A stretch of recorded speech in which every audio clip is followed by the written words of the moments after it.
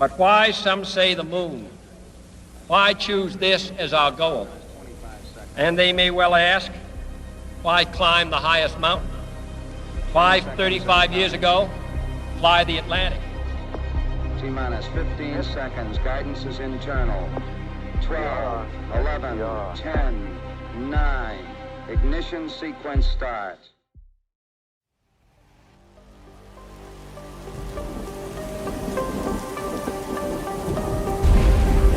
We choose to go to the moon. We choose to go to the moon.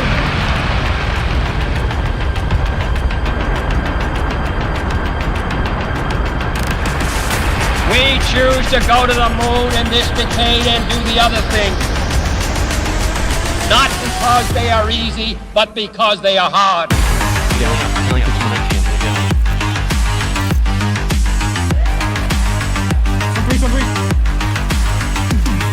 Not sure. Not today, dude.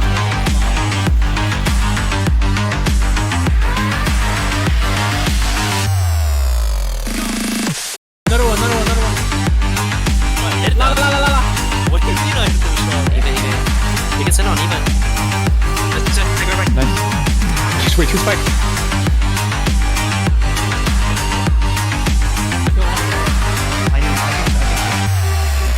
I think we just...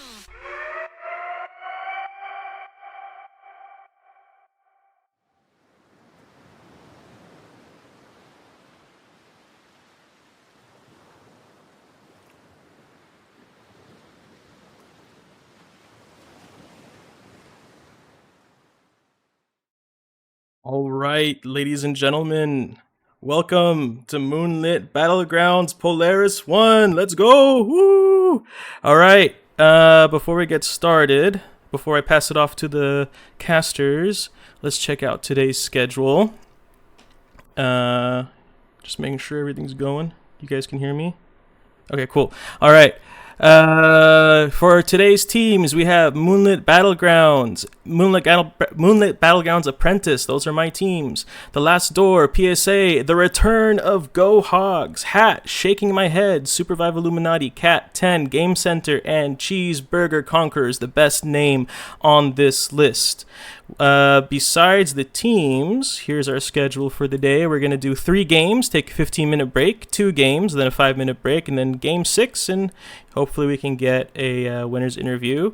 And for those who aren't familiar with how scoring works, basically there's points for each place that you get, and then you get 1 point for each kill. Let's bring in the casters. Hello, everyone. Let me make sure they can hear you. I think they should hear you. Hello? Okay, now they can hear you. Now they can hear you. We're here, baby. Oh, I'm so excited for this. It's tournament day. This is it. It's not a scrim. There's stakes. There's stuff on the line. This is when the bragging rights can show themselves. You got to step up. This is the best. Super excited. I don't think anyone could say it better than Twin A. Twin, that is your thing. You're just like, wow, life is good, but SUPERVIVE is great. I love it. Your enthusiasm. I feel it in my soul. It's going to be a good day. Shout outs, of course, to Moonlit Battleground. Luna spearheading so much of this, but we're all on the mic together. Look, today was a good day, as Ice Cube once said. Yes, sir. And I am super excited to be here as well. I'm super honored to be part of Moonlit Battlegrounds' first tournament, and this is going to be really hype. We got a bunch of really good teams playing, and some, return of teams we haven't seen in a little bit, and I think it's going to be some very, very spicy games. And guys, a lot of money on the line here, actually, right? So big shout out for the actually Luna, who kind of contributed to the prize pool here. Oh yeah, that's a good question. I should have said that. So we have me, a little bit of that, and then Twin A, the GOAT, also contributed, and then Puzzly Pop, a big shout out to him. He gave a lot of money for this, and then Theorycraft took all that and matched it. So shout out to all 3 of you. You guys are amazing. Wow. I'm gonna head out and just give it to these 3 guys, and then but everyone pray for my computer. Let's hope that this works. If there's any issues, we'll figure it out. All right? You guys have fun. Thank you. Let's Thank go. I you. have to say Thank one you. thing right away. These freaking little emotes. Luna told us there was not going to be any Oh, my animations, but I flags think actually they're wave, so bro. awesome. Yeah, they're is moving. awesome. This is so cool. This is so cool. My devotion to the heart emote was so much that I was given a beautiful Krista emote. I was like, hey, can I just get the heart? And now that I see they're waving, I'm like, I'm a ride or die heart emote spammer. But today's one of those. It's like, oh, I see the glory Okay. of the charge. It was a really hard decision, honestly, way harder than I thought it was going to be. I told him, I was like, I don't know if I have time for this. This is like, there's a lot to pick from. I have another hard decision that I want you to make. Who are you rooting for? Who do you think is going to take it? And I'm going to give you a top 2 because I feel like just voting for one is a little too difficult. So, Zik, who's your take? Dude, I'm so bad at predictions because I literally want everyone to win. I will say, like, last night in scrims, MB just looked so strong, and like TLD took a game. We saw D&D take a game, but like the force of Moonlit Battlegrounds is going to be something to be reckoned with. I'm hoping that, you know, kind of the caliber and the everything that's on the line here, there are going to be more teams sort of contesting, you know, the Moonlit Battleground strategy, and I'm sure many teams sort of studying their patterns and what they've been doing. But I will say they've been looking very dominant, you know, across the scoreboards, like especially in scrims, and so, you know, that would sort of be, I think, the favorite here. I will say I'm super excited to see the return of GoHog, some of my favorite players of all time, and as well as TLD always being in the mix, and just like literally a legendary team and group of players. So I think between those three, it's going to be a total toss-up. So Okay. one of those. Twin, are you co-signing this? Are you Zik agreeer? So, okay, I like that. I'll give you 2. Well, I'm giving you 3. Zik always going above and beyond, and I appreciate that about you. So the obvious answers in North America are between 2 teams, and that's TLD and Moonlit Battlegrounds. They're so dominant, they're so consistent. All 6 of those players work very, very, very, very hard.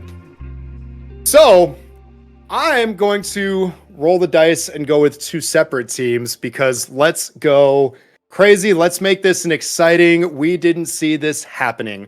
I'm first going to say Hogs, because go Hogs. The return of Stevenator, one of the best minds to ever do it. They competed last night in scrims with Wadle, I think, and they got 3rd overall. Hogs never die.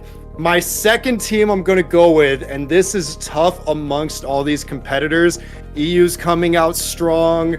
PSA is always really good. Hat is very consistent, but I am going to give it up to SUPERVIVE Illuminati.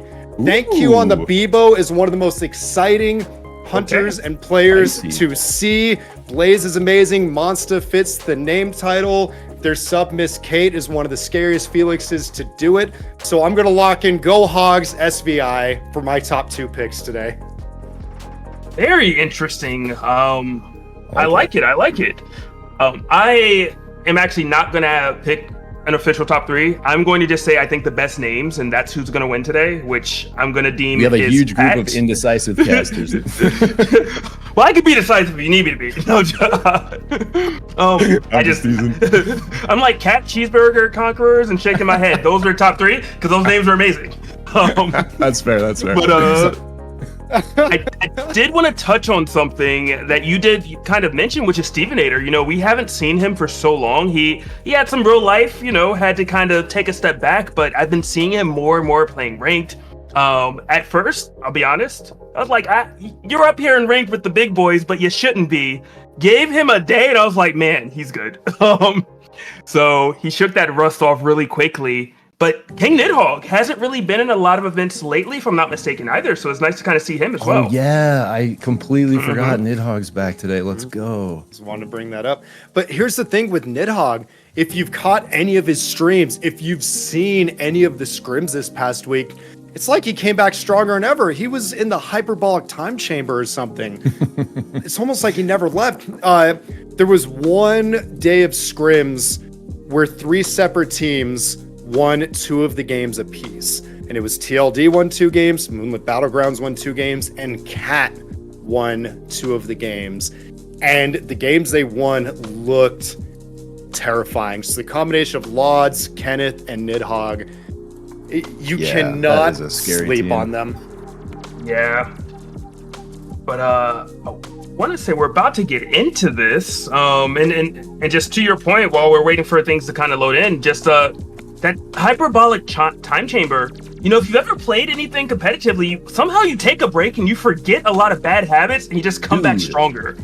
You know? Yes. Dude, that's such a good point. There's this weird phenomenon where when I haven't played basketball in like a couple months, if I go shoot around, it just like lights out. And it's like better than where I left off. And then if I'm like practicing for a week, I'm like back into like some of my bad habits and stuff. But we might see a little bit of that returning magic. Are you black and you just never told us? You know? Just he's like, back when I used to play basketball, it's like, oh, wait a minute. Hey, I grew up in Vegas, bro. Say less. Oh my gosh, I love this. It looks like the teams are locked, the hunters are being decided, and we're getting ready to drop in.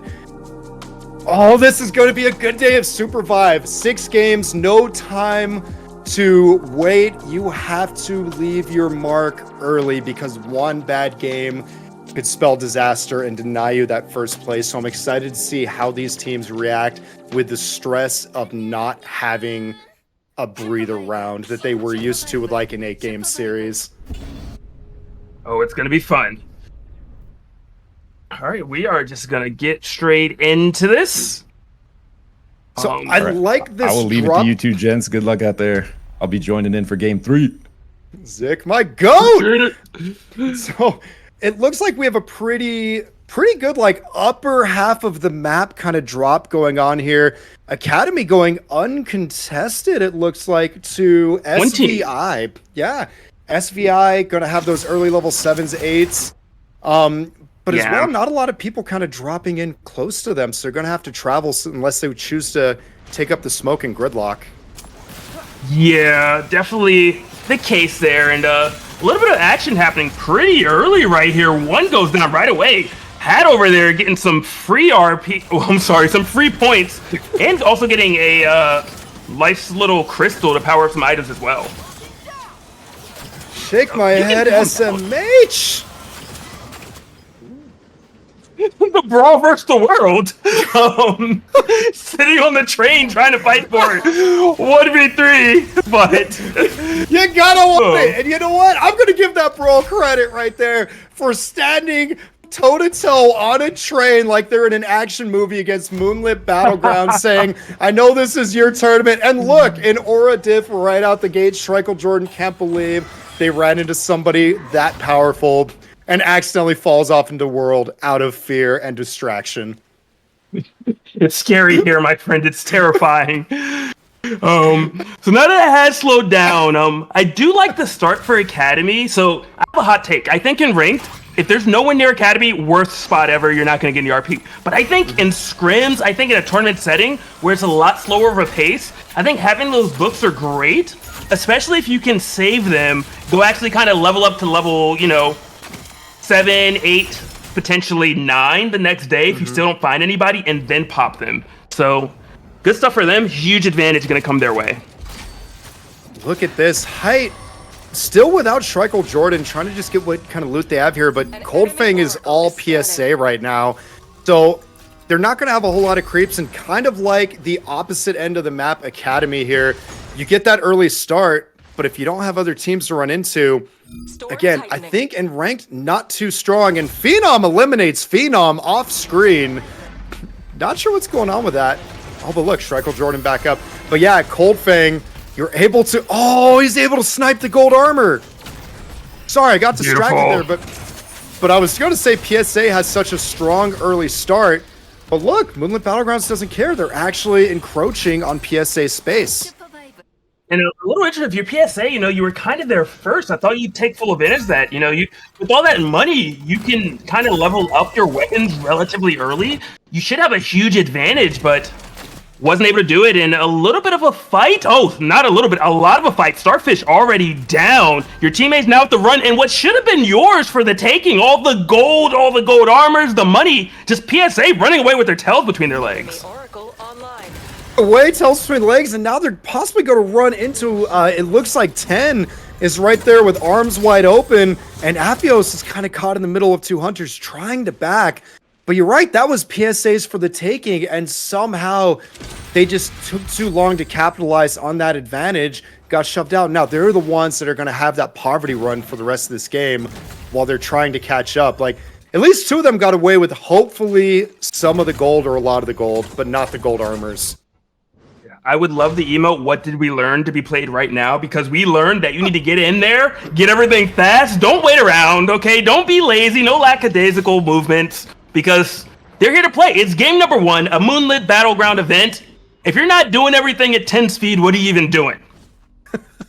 That's right. No, you've got to find that next gear and hurry up, because you're not farming for RP, you're farming for position, and without that gear to farm for that position, yeah, you're just going to be so far behind. And Phenom, on the back of that accidental knock or whatever happened, down levels, down armor, so TLD gonna have to lick some wounds and try to figure out. I have no idea what happened there. But look, here's Bluefin Tuna. Lods narrowly avoiding a pinch from PSA. And everyone's getting a little bit closer. Abador right there using that myth. I think Abador knows they're there. Maybe? Question? Yeah. Fully aware. Yeah. Abador just kind of taunting him. Hey, throw something out. Do it. Go for it. So, while we're waiting, there's one little rule set I do want to discuss. Oh, that might have to pause because the Delicate Disguise is being fought over right now. It is. There's 3 teams over here, though. And right now, Hat in a great position for it. But Aiden looking over there as well. Beautiful snipe. I believe they got the point. They got the experience, so they're level 7, but they weren't able to get to the Delicate Disguise. But I would call that a win. Oh, an attempted kidnap from Jay, but just not successful right there, as everybody has to agree, like, cool, we got our power, you got your level, we're going to go our separate ways and try to capitalize on some day 2. Definitely doing that. Still scrapping at the moment. Looks like Krillo is going to get out of there. Krillo's the one with the Delicate Disguise, and one thing about Krillo, definitely has a willingness to play new hunters. Love to see it.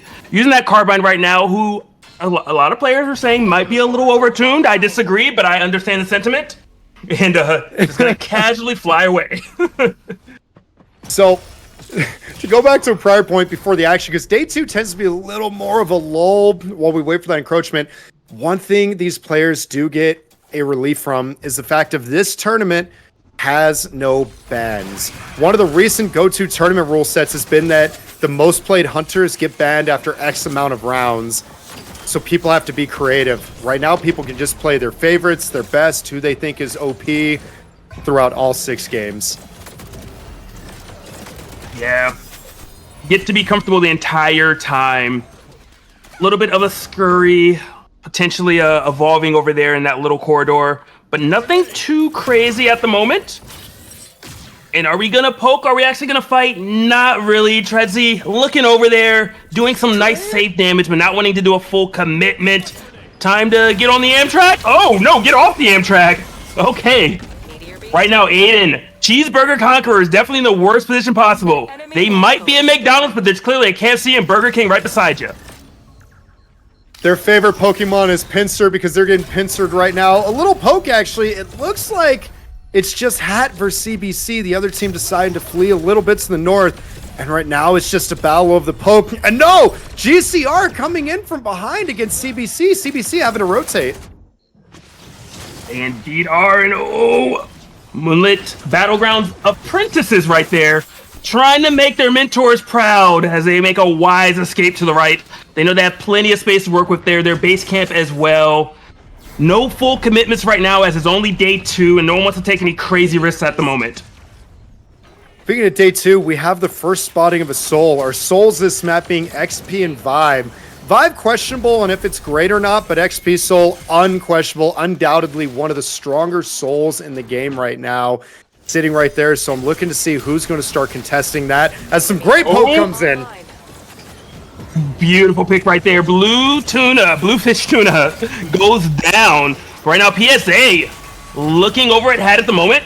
Gonna retreat wisely at the moment, and I want them to fight. I don't want one pick. I want an all-out brawl. Play a game of chicken, please. Warning. But that's what happens with these earlier games in a tournament setting. I know. Oh, a little bit of a pick right there. Looks like Encore trying to get away. Encore actually told me earlier in chat that they weren't feeling the myth today, and I asked them, who would you rather play than your myth? And they said Zeph or Krista. So I'm actually really glad to see Encore on the Zeph right now. Zeph, super good hunter. A little, not underrated, but definitely is really, really good again. I'm not sure exactly what changed, but, you know, at first Zeph was maybe overtuned, then kind of dialed back a bit, but I'm seeing so many Zephs again, and they are doing crazy work whenever I run into them. Speaking of crazy work, oh, looks like SVI was able to lock in that XP soul. All level 4s on the board, 3 extra immediate points to them, or ability points to them. That is a strong thing, and it is so hard to catch a Tonk. Have you ever tried outrunning a train before? It's impossible, okay? It's very, very difficult. I haven't seen it done. I will just let you know that. And I feel like that Tonk is basically a train. You know, it looks like a car, but it moves like a train. Tonk, he's watched the Fast and Furious franchise. He's played his initial D. Thank you is not afraid to listen to Deja Vu or Gas, and just find the pedal on the right. Looks like we have a scrap going down in the southwest here as they're kind of vying for position right now. They are much better positioned, though, right now for Shake My Head. They can repair that armor at will whenever they want. But Nidhogg looking at opening. Beautiful dodge right there. Is anyone getting stunned? One person is getting stunned twice. But Cat on the chase, trying to catch their prey, but not able to do it. Look at this, CBC? EU doesn't care who you are. They think that Europe is better than North America, and they are poking away at Moonlit Battlegrounds. Little stun that Height's able to dodge out of, though. Yeah, good stuff. Oh, an accidental snipe! Aiming for Height and someone else goes down! That's gonna be gold armor for them as well. We snipe those, and somewhere separately, Phenom goes down as we go on to 10 fighting against Hog, it looks like, but I couldn't get a good look. Yep, and Moonlit Battleground just liking this positioning at the moment, but CBC, the Cheeseburger Conqueror, is looking at him and tried to go for a kidnap, not able to pull it off, though. Good positioning, good evasiveness coming in from Aiden right there. Another dash back, and they say, you know what? Today's not our day. You guys can have this. We're going to wait for a nice, clean opening before we make any major engagements, but there's someone coming from the north. The Hogs, they're smelling blood. They're not the bacon today. They're trying to collapse. Oh, I thought it was Hogs. Oh, that's GCR. That's Game Center. It is. Game Center looks like EU's going to have to look north and hope that they don't get pinched. Yeah. And good stuff by them, immediately choosing a side to fight on, but Aiden goes down immediately. Jetski is immediately on the chase, though, and Trezzy is really, really low, but Trezzy is going to get out of there courtesy of Hat and one more team on the bottom, kind of distracting Game Center. In the middle of a rock and a hard place, if you will. Game Center needs to get out of there. His Hat has beautiful positioning. Just sitting on that north side of that corridor. Bebo's boombox is going down. Someone's going to live for a moment. But you are hit out of it, and there's just so much action. I can't keep up. It looks like GCR was able to move, but look at this. Lemur's last alive on TLD. I don't know if he'll be able to get saved by the third party, because when you see TLD is on your last member, everybody has that nod, that handshake, that agreement. And look at that Sorrow's Portal coming in so clutch right there. The final Abyssal has appeared. No one knowing where to go. Poor Lemur. There's a lone crown maybe Lemur can grab. That might be your only saving grace. But with 0 elimination so far at this point in the game, there is no res beacon that's available that will be safe for the taking. So I think what Lemur's going to have to do is just wait. This is where you rat. This is where you hide. Let some teams get eliminated. And when the action starts and they cannot physically turn their backs, that's when you grab the crown. That's when you get the res up. When people, it's too dangerous for them. but right now, there is no danger of being eliminated unless you are TLD, so they have to play cautious and very anti-TLD mindset. Yeah, I'm just worried someone's gonna accidentally run in that bush, and they're gonna be like, "Wait, there's a free oath here? Okay, I'm gonna take this away." Yep. I'm gonna give EU their credit. Every time I've seen them in these NA scrims, they check every single bush they run by. So if EU runs by, oh, what a beautiful pincer! It was great escape as well. Tong Tong comes in but misses everybody. Hogs looking like they have all the fancy feats right now for themselves. SUPERVIVE Illuminati in a poor position, and Monster does go down. Only 2 remaining for SUPERVIVE Illuminati. Thank you and Berserk, but they are going to escape downwards, but there's going to be another team that they're probably going to run into. And Moonlit Battlegrounds, you don't want to be here. They're escaping the northwest. Love to see it, but Game Center is indeed on the chase right now, trying to finish off what are potentially the favorites of the game. Spadestorm setting up everything, saying, you know what? The storm is indeed encroaching on your back, and I'm going to set up everything so that you are going to just have so many obstacles to kind of traverse as you try to pretty much get into some more playable areas.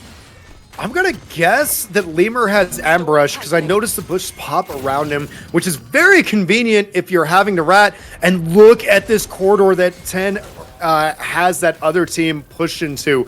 Literally rocking a hard place. Their choices are the Storm in endgame or just having to face tank 10, as it looks like Hat now desperately trying to fight with a crown. They are, and I don't even know if they needed really.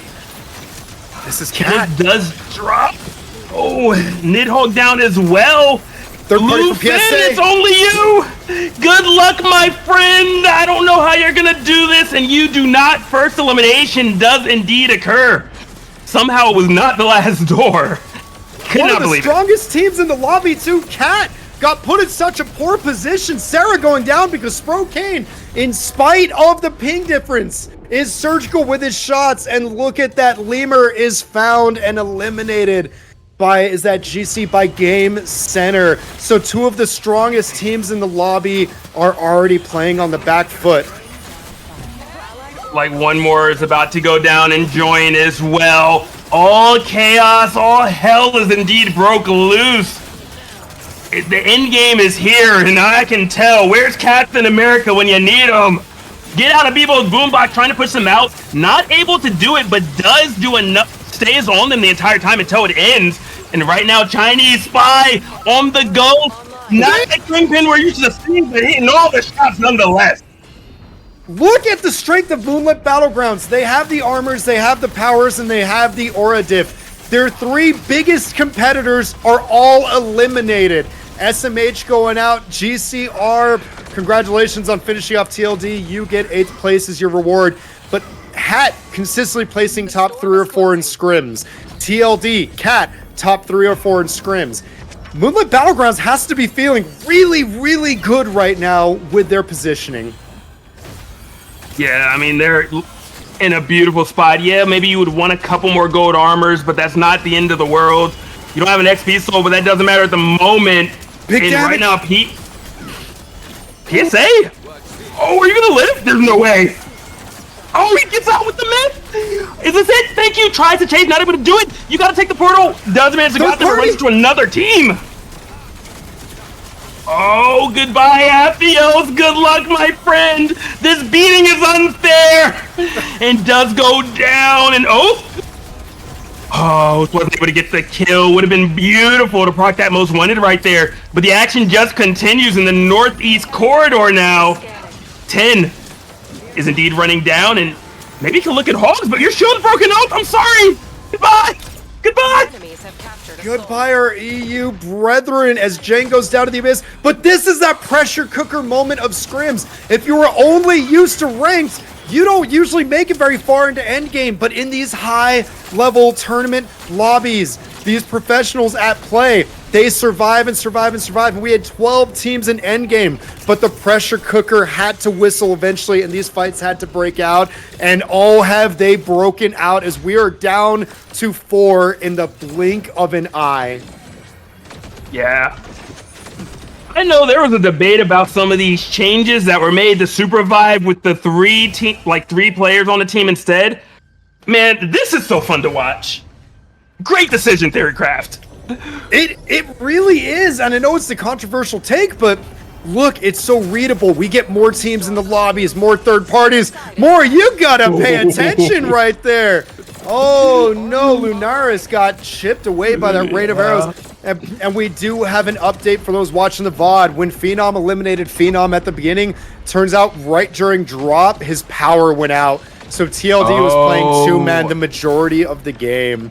So that really is unfortunate and unlucky, and TLD are gonna have to make some very aggressive plays to catch up on just their 11th place 0-point finish. I don't know what KP they got. Luckily, you know, if it's gonna happen, you want it to happen game one. Either True. game one or once you're so far in the lead, it doesn't make a difference anymore. So I think they can come back from it. I'm a little curious. Moonlit Battlegrounds right now, they have that most wanted. Teams do know there's, at best case, only 2 members on the team, and he is back to life. How? This box res on Hogs, too. The engage is starting. There's poking. So this is that weird moment. We know the strategy when it's the final 3, and that's be the third party. When it's final 4, this is where your poke comp really kicks in. What can you do? We're going to look at Yggdrasil, try to get a steal. Hogs have such little real estate that they're probably going to be the ones that have to make a move as the circle is slowly going to push. Trying to tell from the circles, can't quite see. But either way, it looks like MB and NBA have a lot of room to work with and are sitting pretty. While Hogs, look, they're having to make a move north and see what's available. Goodbye! It was such a good thought, a little too aggressive. Now you gotta try to get that crown, and then you gotta somehow get a pick. No one's gonna let you do it, we know that much. And the walls are going up right now, too. Look at Moonlit Battlegrounds in the south. They have the Chonker Cannons, they have the XP Soul, and they're setting up walls. Yes, you're able to get a base camp, too. At least it's something for Stevenator. But you are running into the strongest team in the lobby as your first choice, or as your possibly only choice. Oh no! Oh, what no. a snipe! What do you do? Good dodge, but for how long? Oh, what? Counting the I dashes. cannot believe you're still way up here. Okay, it was a beautiful attempt. Oh, And that's extra XP towards Moonlit Battlegrounds, so they get another ability to level 4 now. yeah. And they're getting the third party position. Yeah, Moonlit. Beautiful positioning, beautiful patience, and looking like they're going to run away with things at the moment. They are just so strong as they look like they're going up against the Moonlit Battleground. They're apprentices. And apprentices have a few tricks. Not giving up easy. Comes the dive, and I like the sound, but that's a lot of chip damage into Chinese Spy, and it doesn't help when you're running in to the Abyss. You're running in to height, the sand wall, the power. It was never a question. Moonlit Battlegrounds win round 1 of their tournament. You had a shot to take them out early. You came for the Kings, and you missed. Moonlit Battlegrounds, what a showing to start this tournament. Yeah, I mean, stellar performance. 1 and 2. I swear it's not rigged. I swear that we didn't plan this. But I do want to Really? I do want to say that this feels so awkward. So I have been just waiting. playing. I'm both scared and happy at the same time. Scared because it seems rigged, but it's not. But happy because this is the first time. It's the first time I think we've had MB versus NBA finals in a tournament. So I've been waiting for this moment for a very long time. So I'm very happy to see it. Dude, what a beautiful time for it camera's to not on happen the the wall. very first game. Okay, Moonlit Battlegrounds Illuminati went and cut the power to Phenom's house. I see the big play. You read the script. No, that was beautiful. They both fought well. Moonlit Battlegrounds had a very run me down mindset. NBA had beautiful macro. Their positioning was always so strong that they weren't really afraid of that third party too often. When everybody was getting third partied, NBA was the ones doing the third partying and fourth partying and fifth partying. So it was a very well earned first and second from both teams. Yeah. It's I did have I cannot remember the team's name, the one that has Lunares on it. Hogs? Oh. Yeah, It's they're a also lot. subbing for Wadle, I think, just for right Yes. Okay, there we go. How do you guys feel? What are your thoughts as we do our analyst test on when you're down to the final 4 and you're in that little corridor and everyone has their own little island? Do you think it's better to just force the engage on someone, or to let, the engage happen to you and kind of whatever happens? I mean, to me, I might have missed something, but it looked like they were in a really tough spot there. And it was like they were kind of chilling. And then one ult arrow from Viridus Fury from Spade Storms literally took one of them from like 50 to 0 and then chunked Jang to like 40% when they were like on that fire over the Abyss. And like from there, the height just pushed it, and they only had 2 members at that point. So I don't know. It's just like, it's so hard to kind of hold your space when you, and of course, Moonlit Battlegrounds kind of ahead of tempo, right? So that's why that arrow, from Spade Storms hit for so much. And so it's a tough call, bro, because you want to hold your space, but a lot of times, like, you literally don't have the power to force a fight, especially against a very skilled mechanical squad, without some kind of advantage, especially, like you say, 4 other squad or 3 other squads in the mix, potentially looking for the third party. So it's a tough one, man. And what are your thoughts, Twin? So this is one of those weird situations. You need to do something. Screwed if you do, screwed if you don't. And we saw like the Abyss was encroaching on them. They were getting the rain of arrows, but they were running into walls, chonker cannons, and a very stacked team. So it felt like the writing was on the wall. They were going to go out and forth. I feel like they had to make the play and dive, knowing that they were jumping on the sword and weakening potentially Moonlit Battlegrounds, so that NBA or the other team could like try to fight. But again, with 4 teams there's a world that the other 2 are too afraid that they're the ones that are going to get hurt if it's like a domino effect of fights.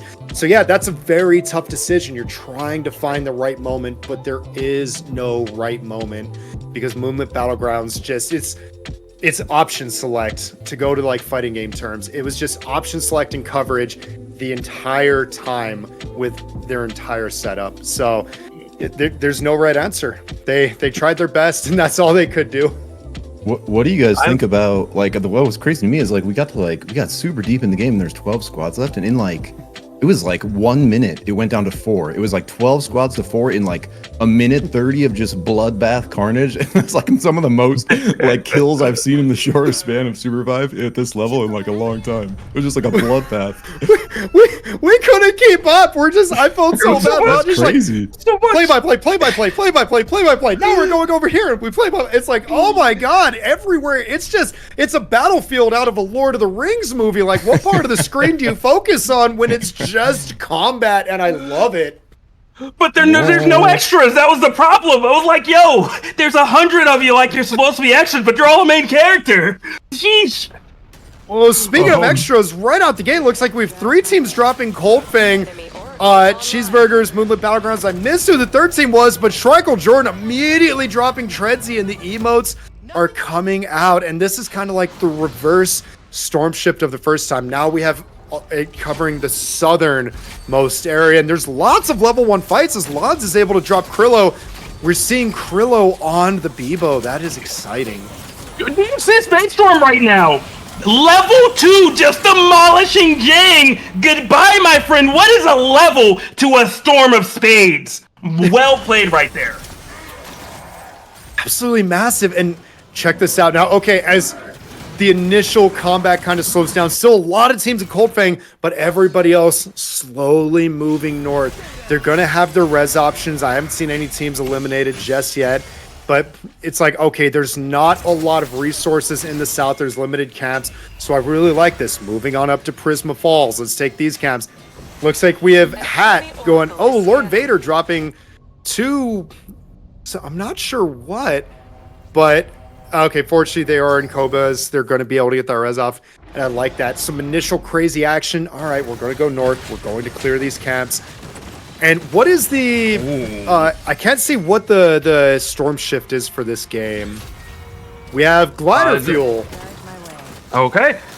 People are going to be in the skies for a while. Very bold of PSA to actually try to go up against Moonlit Battlegrounds, right? I'm sorry, the Apprentices.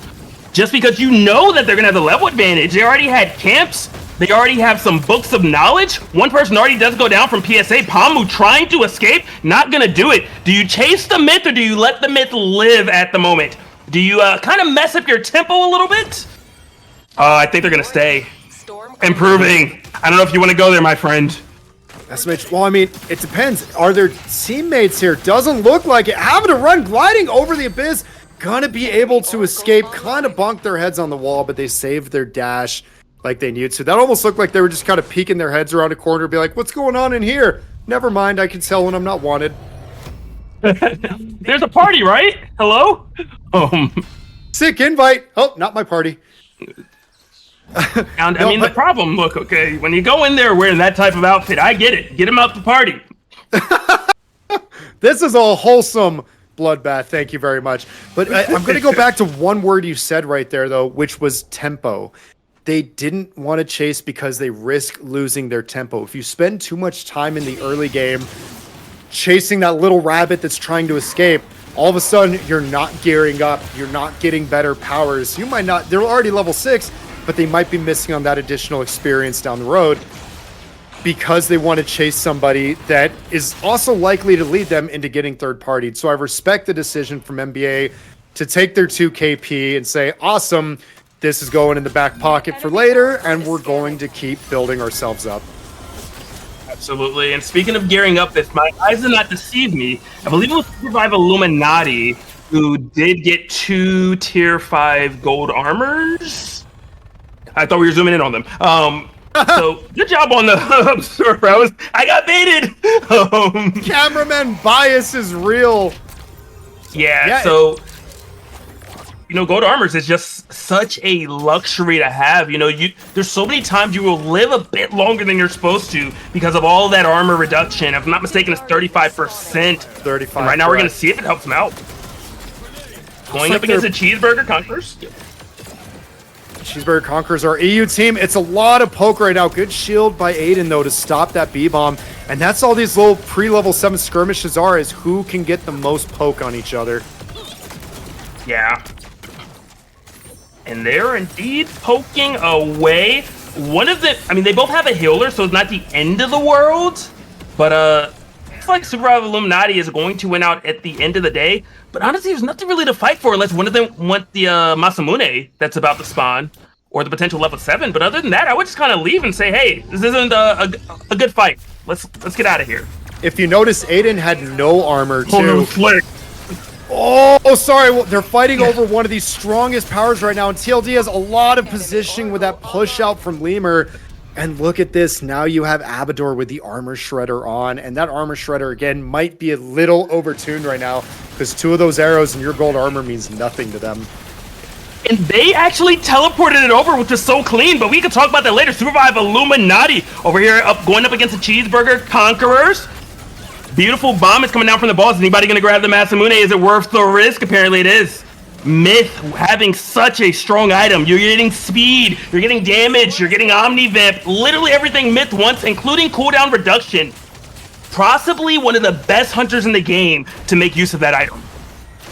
That is one of those, like, it's the universal BIS item. It is good on every single person, and when you put it on somebody who hits as hard as Myth, that is a terrifying hunter, especially if people are expecting, like, okay, an arrow should hit this hard. Why am I so hurt from just 1? Why am I dead from 2 all of a sudden?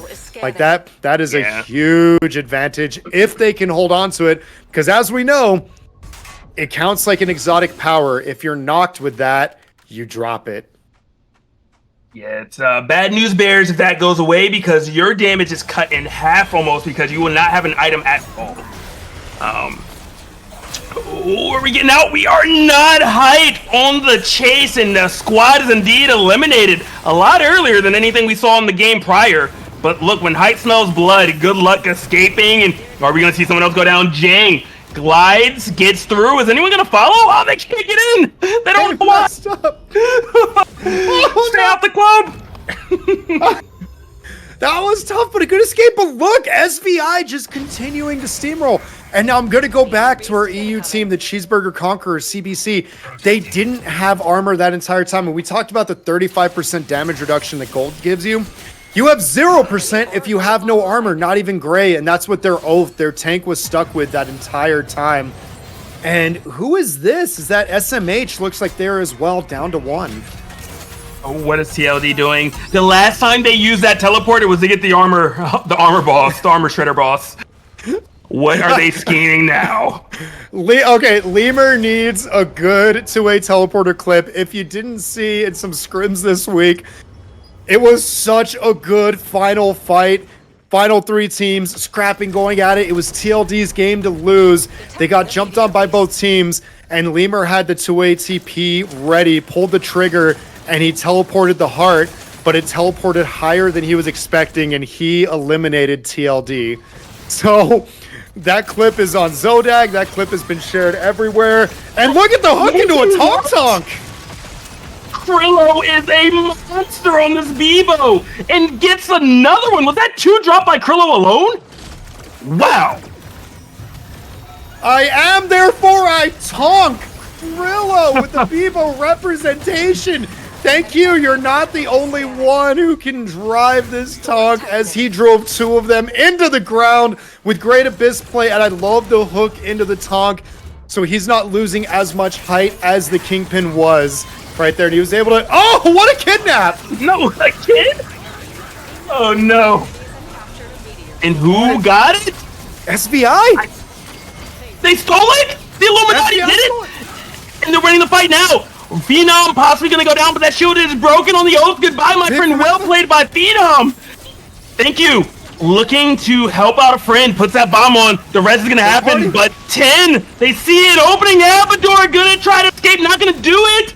And an armor shredder and a gold armor for your troubles. Talk about 10 being in the right place at the right time. That was, I would say, our 2 that we've been able to see, our 2 strongest teams in the lobby ran into each other early on between SVI and TLD. They had the gear, they had the armor, they had the run me down mentality. They ran into each other and went 1 for 1 and decided, let's get out. But I think it was because SVI saw 10 on the edge. It was like, we don't want this with just 2.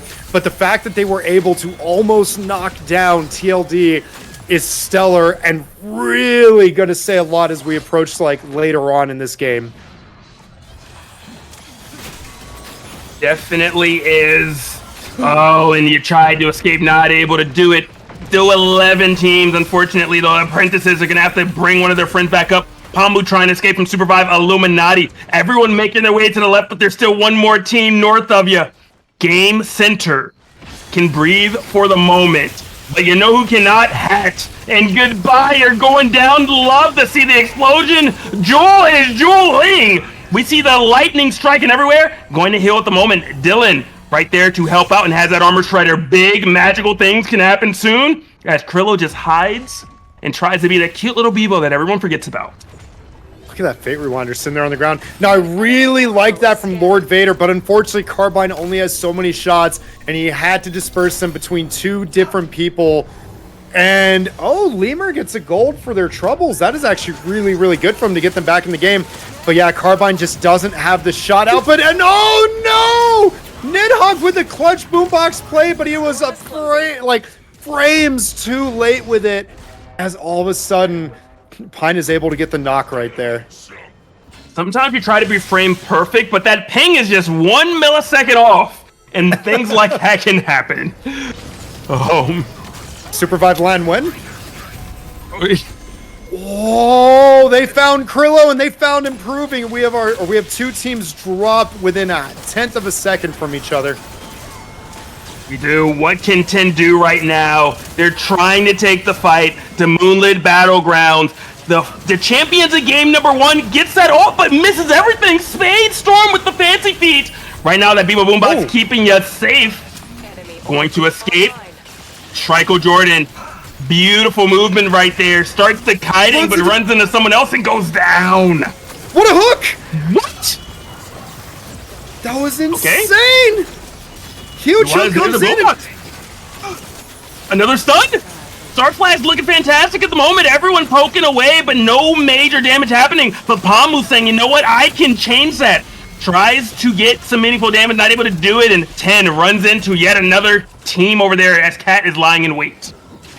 Look at Dylan's footwork right there, too, as he dodged every shot at the end. That was masterclass while waiting on the cooldowns, waiting to escape. And Phenom wants the action against Encore, wants the smoke, starts the fire, but Thank You is right there saying, we weren't finished. What? Hey, just catch right there by Thank You. I thought we were going to see a one-shot. Did not happen, but the damage may still be done. The last door, Abador, you are still here? You're still alive? Oh, no. Sorry, Orchard. You're going down. Was that the last person? It was. Encore, sorry. It's okay, it's okay. But look, TLD able to escape narrowly with their lives, ran back into Encore, but SVI is the one who gets the KP. And that has been the story of this game, is TLD and SVI. And you love to see it, but look at this. 10 continuing on. Nidhogg, they were able to get the res off. He's got some green armor. They have some good equipment, but now they're caught. Oh, Kenneth misses the exit. He tried to get there, but well played right there by the Oath. He's saying, you know what? You don't get to go there if I slam you into a wall and you're stunned. Good prediction, good execution. Love to see plays like that.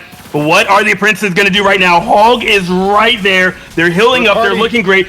SUPERVIVE Illuminati wanting a piece of the action as well.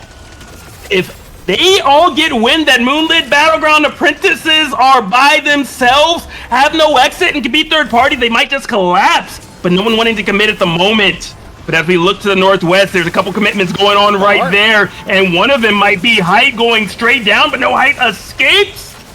And 10 trying to get out on the side, but just everyone is there. Everyone's ready. And I imagine Mapokin's going to have him in the last door soon enough. Did you see what happened, though? Somebody teleported the heart, and we missed it, but Cat got eliminated. They finished their food, and Cat is out in 9th, which I think only nets them 1 or 2 points total, minus whatever KP they got for this round. So, look, Moonlit Battleground in the north. One of the exits slightly covered by a heart. And 10 is having to face down TLD in the front, Moonlit Battlegrounds in the back. That is not what you want or where you want to be. Yeah, the last door, interesting positioning right there. I'm a fan of having as much real estate to work with as possible. I would think they'd want to try to get over to the right, get that storm away from them. But they're in there for a reason. I'm talking about it for another one. Those who can do and those who cannot cast. Fist bump. No, I like actually that they're kind of holding the spot on the end because you know what's behind you. It is the storm and nothing else. So now they're just kind of like vying and waiting for those spots. And I like this poke coming out from Thank You. That B-bomb, despite the nerf, can still hurt a lot. And look at this. Herd is on the run. Yeah. Good luck, Herd. These are not canines trying to force you into a certain spot, but you're not going where you want to go, that's for sure. Unless you were trying to go straight down, because everyone smells blood, but Herd might actually escape. Pamu, though, it's another story for you, my friend. I lied, and somehow you're out of there, and Starflash might be able to help you. Starflash, what can you do? Good slam. Good hit. One more hit, able to get the kill, not able to do it quite yet, and your friend Pamu goes down. Good luck, Starflash, as you're the final one on your team, and you were the last one to witness the world, and you can tell all your friends back home. 10 decides to dive in against TLD. Look, TLD, they need to move south. They need to get out of there. And saved by the third party, SVI says TLD, they are ours. We are the ones coming after them. But that is actually like a common trend in these, is when it's easy for a team to be eliminated. They've lost the 1v1. They're down to one person. A third-party savior comes in like an angel from above. And all of a sudden, you can't chase the one because you're getting attacked. And that seems to be what happened right there. So SVI, kind of a saving grace for that team. And look at this poke going on. Lots of poke from Soros, lots of poke from the Myth with that team comp, and I'd love to see it from Hogs. And shoutouts to Stevenator going Soros. You know, not a hunter you see too often, let alone, and you know, a competitive environment like this, but Stevenator saying, hey, I want to play him, I think he's good, and making it work. Yeah, it's mostly like Sprokane, who's on our EU team, I've seen Sprocane use Soros a lot, and then Lauds on occasion, but look at this action going on as Moonlit Battlegrounds, our second place team, 2 of them are just down. Oh, speaking of 2, all of them. Beautiful stuff. Jane still poking away right there. Shriko Jordan tried to help with an ultimate. That second wind coming in from Zeph kind of alleviated a bit of that pressure that was happening to his teammates, so good stuff right there. But there's only 2 of you guys alive right now. The last door, where are we going this time? With the wild teleporter ride. So I really like that Moonlit Battlegrounds were the ones to finish off, get that last hit on Moonlit Battlegrounds Academy. It kind of reminded me of like some old Dragon Ball Z, like Nappa reaching to Vegeta, like, please help me. Nope, thrown into the sky, blown up. You weren't worthy. Like, just thank you for the KP. Your donation will not be forgotten. And we're down to 5, and TLD, the storm is going to be moving towards them. So TLD and 10 having to poke, but it kind of like, I don't see them really diving on each other unless they spot a really good opening. Because look, they have the room to move south. It's the onus is on the other teams for how are they going to shift, shuffle, and slide their way into the new storm circle. Yeah, definitely agree with you there. Really concerned with the teams on the right side that could potentially get pincered, but maybe I should be concerned right now with the last door. Because 10, they're hitting so many hits. TNN, oh, good bump, but not able to get into the storm. Very close. But 10 is just full committing. Got the ultimate, but does go down a little overzealous right there. And your teammates look like they might follow. Hopefully you didn't just lead them into death. Great ultimate right there coming in from RTX, but no way you're getting out of this alive. RTX is down. 1 more member from 10 remaining. Oh, but getting a res off. Oh, Dylan, huge res. It's no KP, but look, it's like we talked about. They just, all they had to do was poke, but they saw an opening and they missed the fact that Lemur was right there behind the wall. And now Lemur turns his attention towards Hogs. Or sorry, Abador does. Yeah, and it's just an all-out war right now. Height goes in for a sneak peek, tries to get a little bit of a poke, finds nothing good though. Moonlit Battlegrounds just kind of in this little corner up there in the top left, and oh no! Another one bites the dust as 10 is finally eliminated.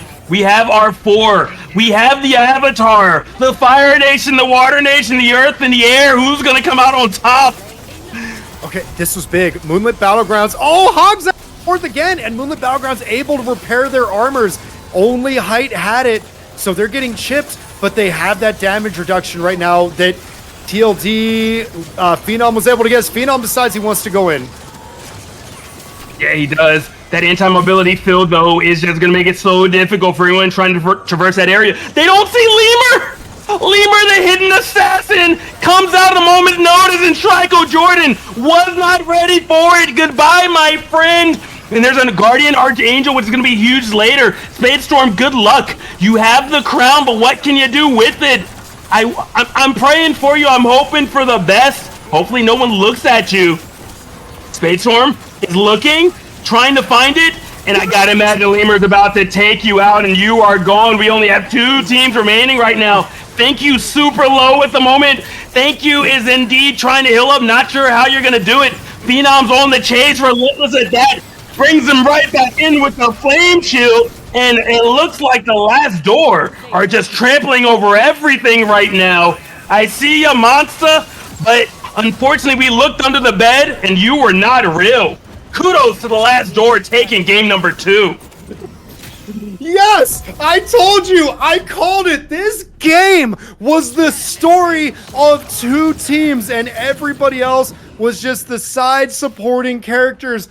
And it was SVI against TLD, and SVI won every single interaction against TLD but one, and that was the most important one. They turned their eyes towards Height. They got a little distracted because you need to go after that most wanted crown, and they pinched themselves in that small space, and that is a Felix's dream. And when you are the best Felix in the business, Phenom X, you do not miss those chances. And SVI, again, they played game 2 out of their minds. They ran it down. They conquered the world, except the final fight. GG's to TLD, GG's to SVI. And Moonlit Battlegrounds, 3rd place, sitting very pretty in the standings. They are looking great. But as you said, you called it earlier, you know, there's another team that's here to play, and they played it well. Spectacular finish to the last door, you know, just doing everything right. And I love the engages that are happening. You know, I really love when you have 2 options, okay? And this is about life. You can either let the wind choose where you go, or you can be the fan blowing the wind. And the last door was indeed the fan blowing the wind that game. And I just love to see when people take things into their own hands. I could not agree more. Well put. Now, Zik, I want to get your thoughts on this. Was there anything in the match that you noticed like really stood out to you? Any plays, any movements, any macro, micro? I think there was this part where there's like 5 squads left where Hogs were on the tracks and they had Moonlit Battlegrounds to the north on the boat where the shop was, and they had, I think it was SVI to the south, and they basically just like, they were holding that bridge really well. We saw a really spicy fight where like Jang was like kind of in a 1v1 with someone, but it was basically this like pincer where we saw multiple teams basically get crunched between, and this was before there were 5 squads left, but multiple teams kind of get crunched between Go Hogs holding their space and Moonlit Battlegrounds holding their space, one of those being Moonlit Battlegrounds apprentices.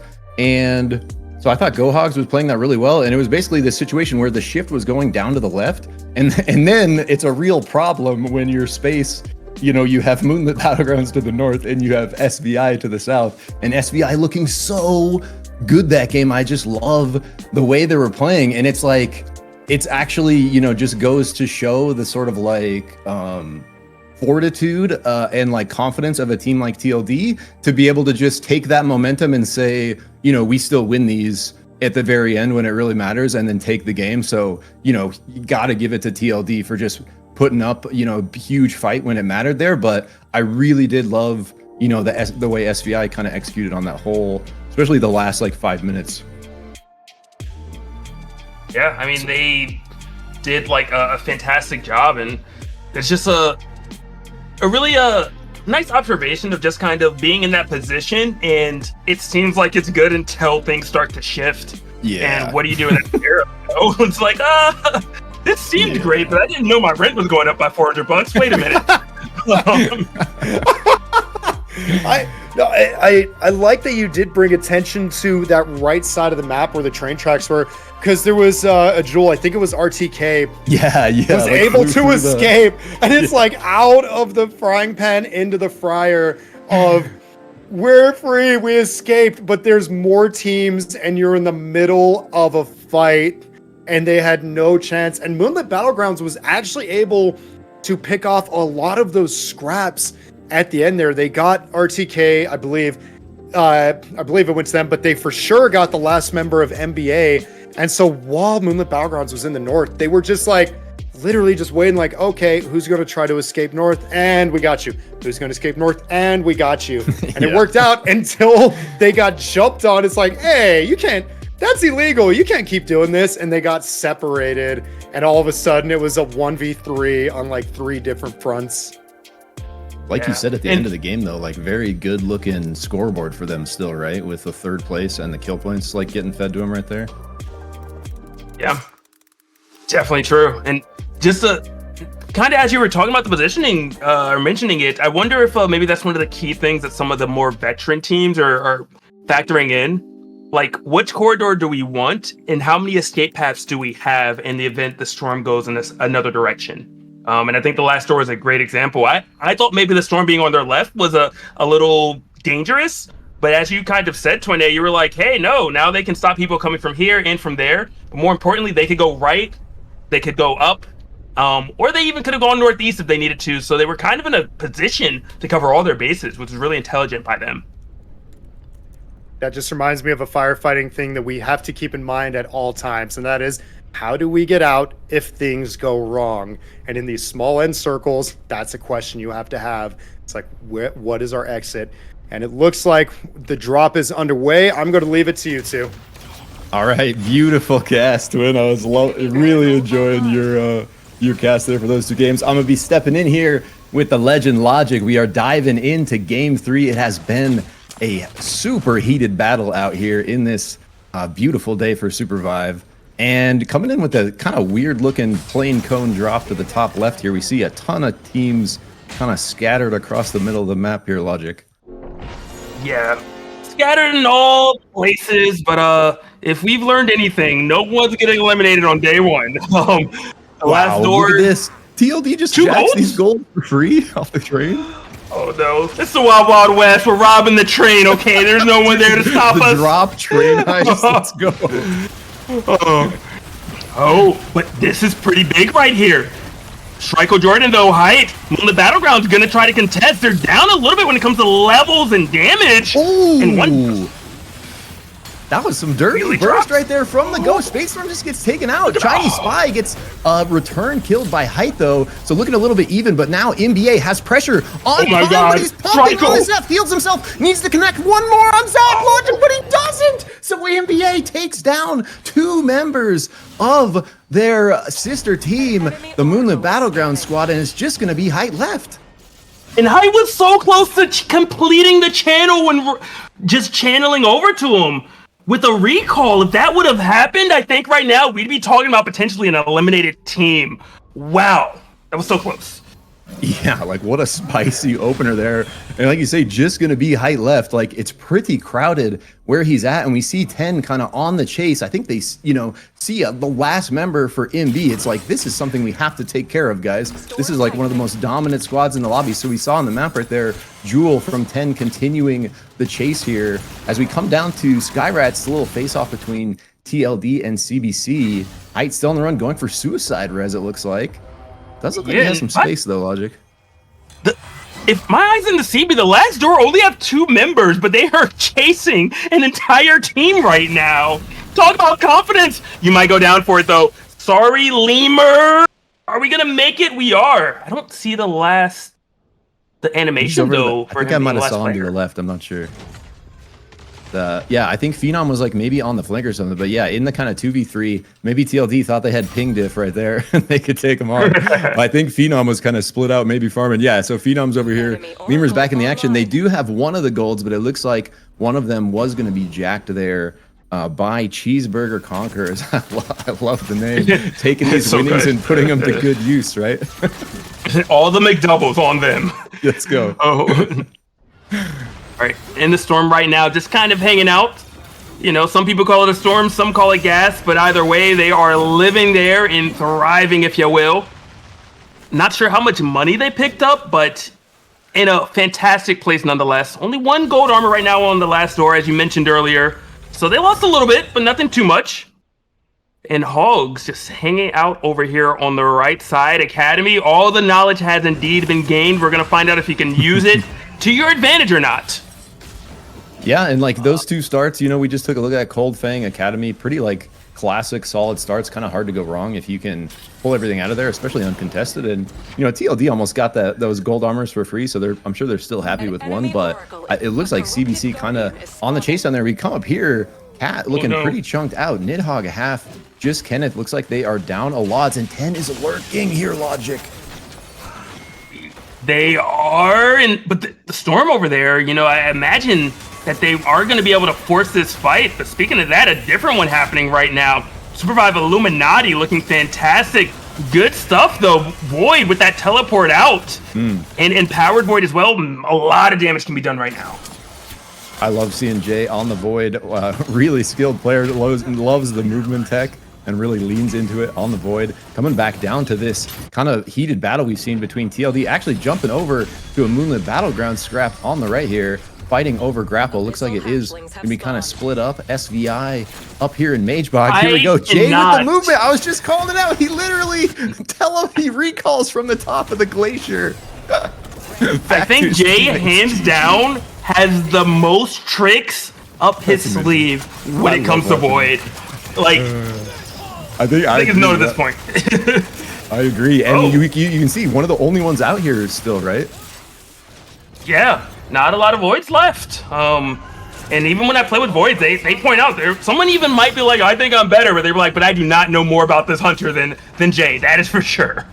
The storm is closing. All right, so still 12 squads. Looks like we are going to have damage soul on the map. Not sure what the other one is going to be. As we see Rez coming through here for SMH. Pretty nice there to be able to pull that off under pressure. Going to be up all their members coming down to the south. They're going to find themselves in Underrock, kind of right in the middle of like 8 teams. So it is going to be a bit questionable for them for a bit as we take a look. Soul Stealer play here. It's a fake item. It's broken right now still, if I'm not mistaken. That's how everyone just leaves it right there? Oh. But when it's working, I think it's one of the best slices in the game. Very aggressive item. It's kind of a feast or famine. Speaking of that, improving right now is looking like it's famine for him. Yeah, unfortunately, right into the arms of GCR there. GCR happy to take it. Treadsy, nice chip damage coming through on the Ghost. Probably got a laser reset. He did, shooting again. Chips away Herd. The gate's down. So much pressure here. Aiden bolts in. They just delete Herd, trying to follow up, and it looks like GCR on the retreat. Yeah, a little bit of a bait right there. They could see that the death box was gold. Oh, Zach. Wait, what? The turnaround? Zach is a god! That was so well played! You run from me, or you get eliminated! Yo, that was crazy. So NBA just showing up massive this game. Take out PSA as our first squad. Pretty early. Cat trying to corner 10 here. Tables turned, finding vengeance from the earlier fight we saw. Dylan very low, getting hunted by Lods, is going to get taken out here. They're going to be in a really rough spot against the Storm. Not many places to go.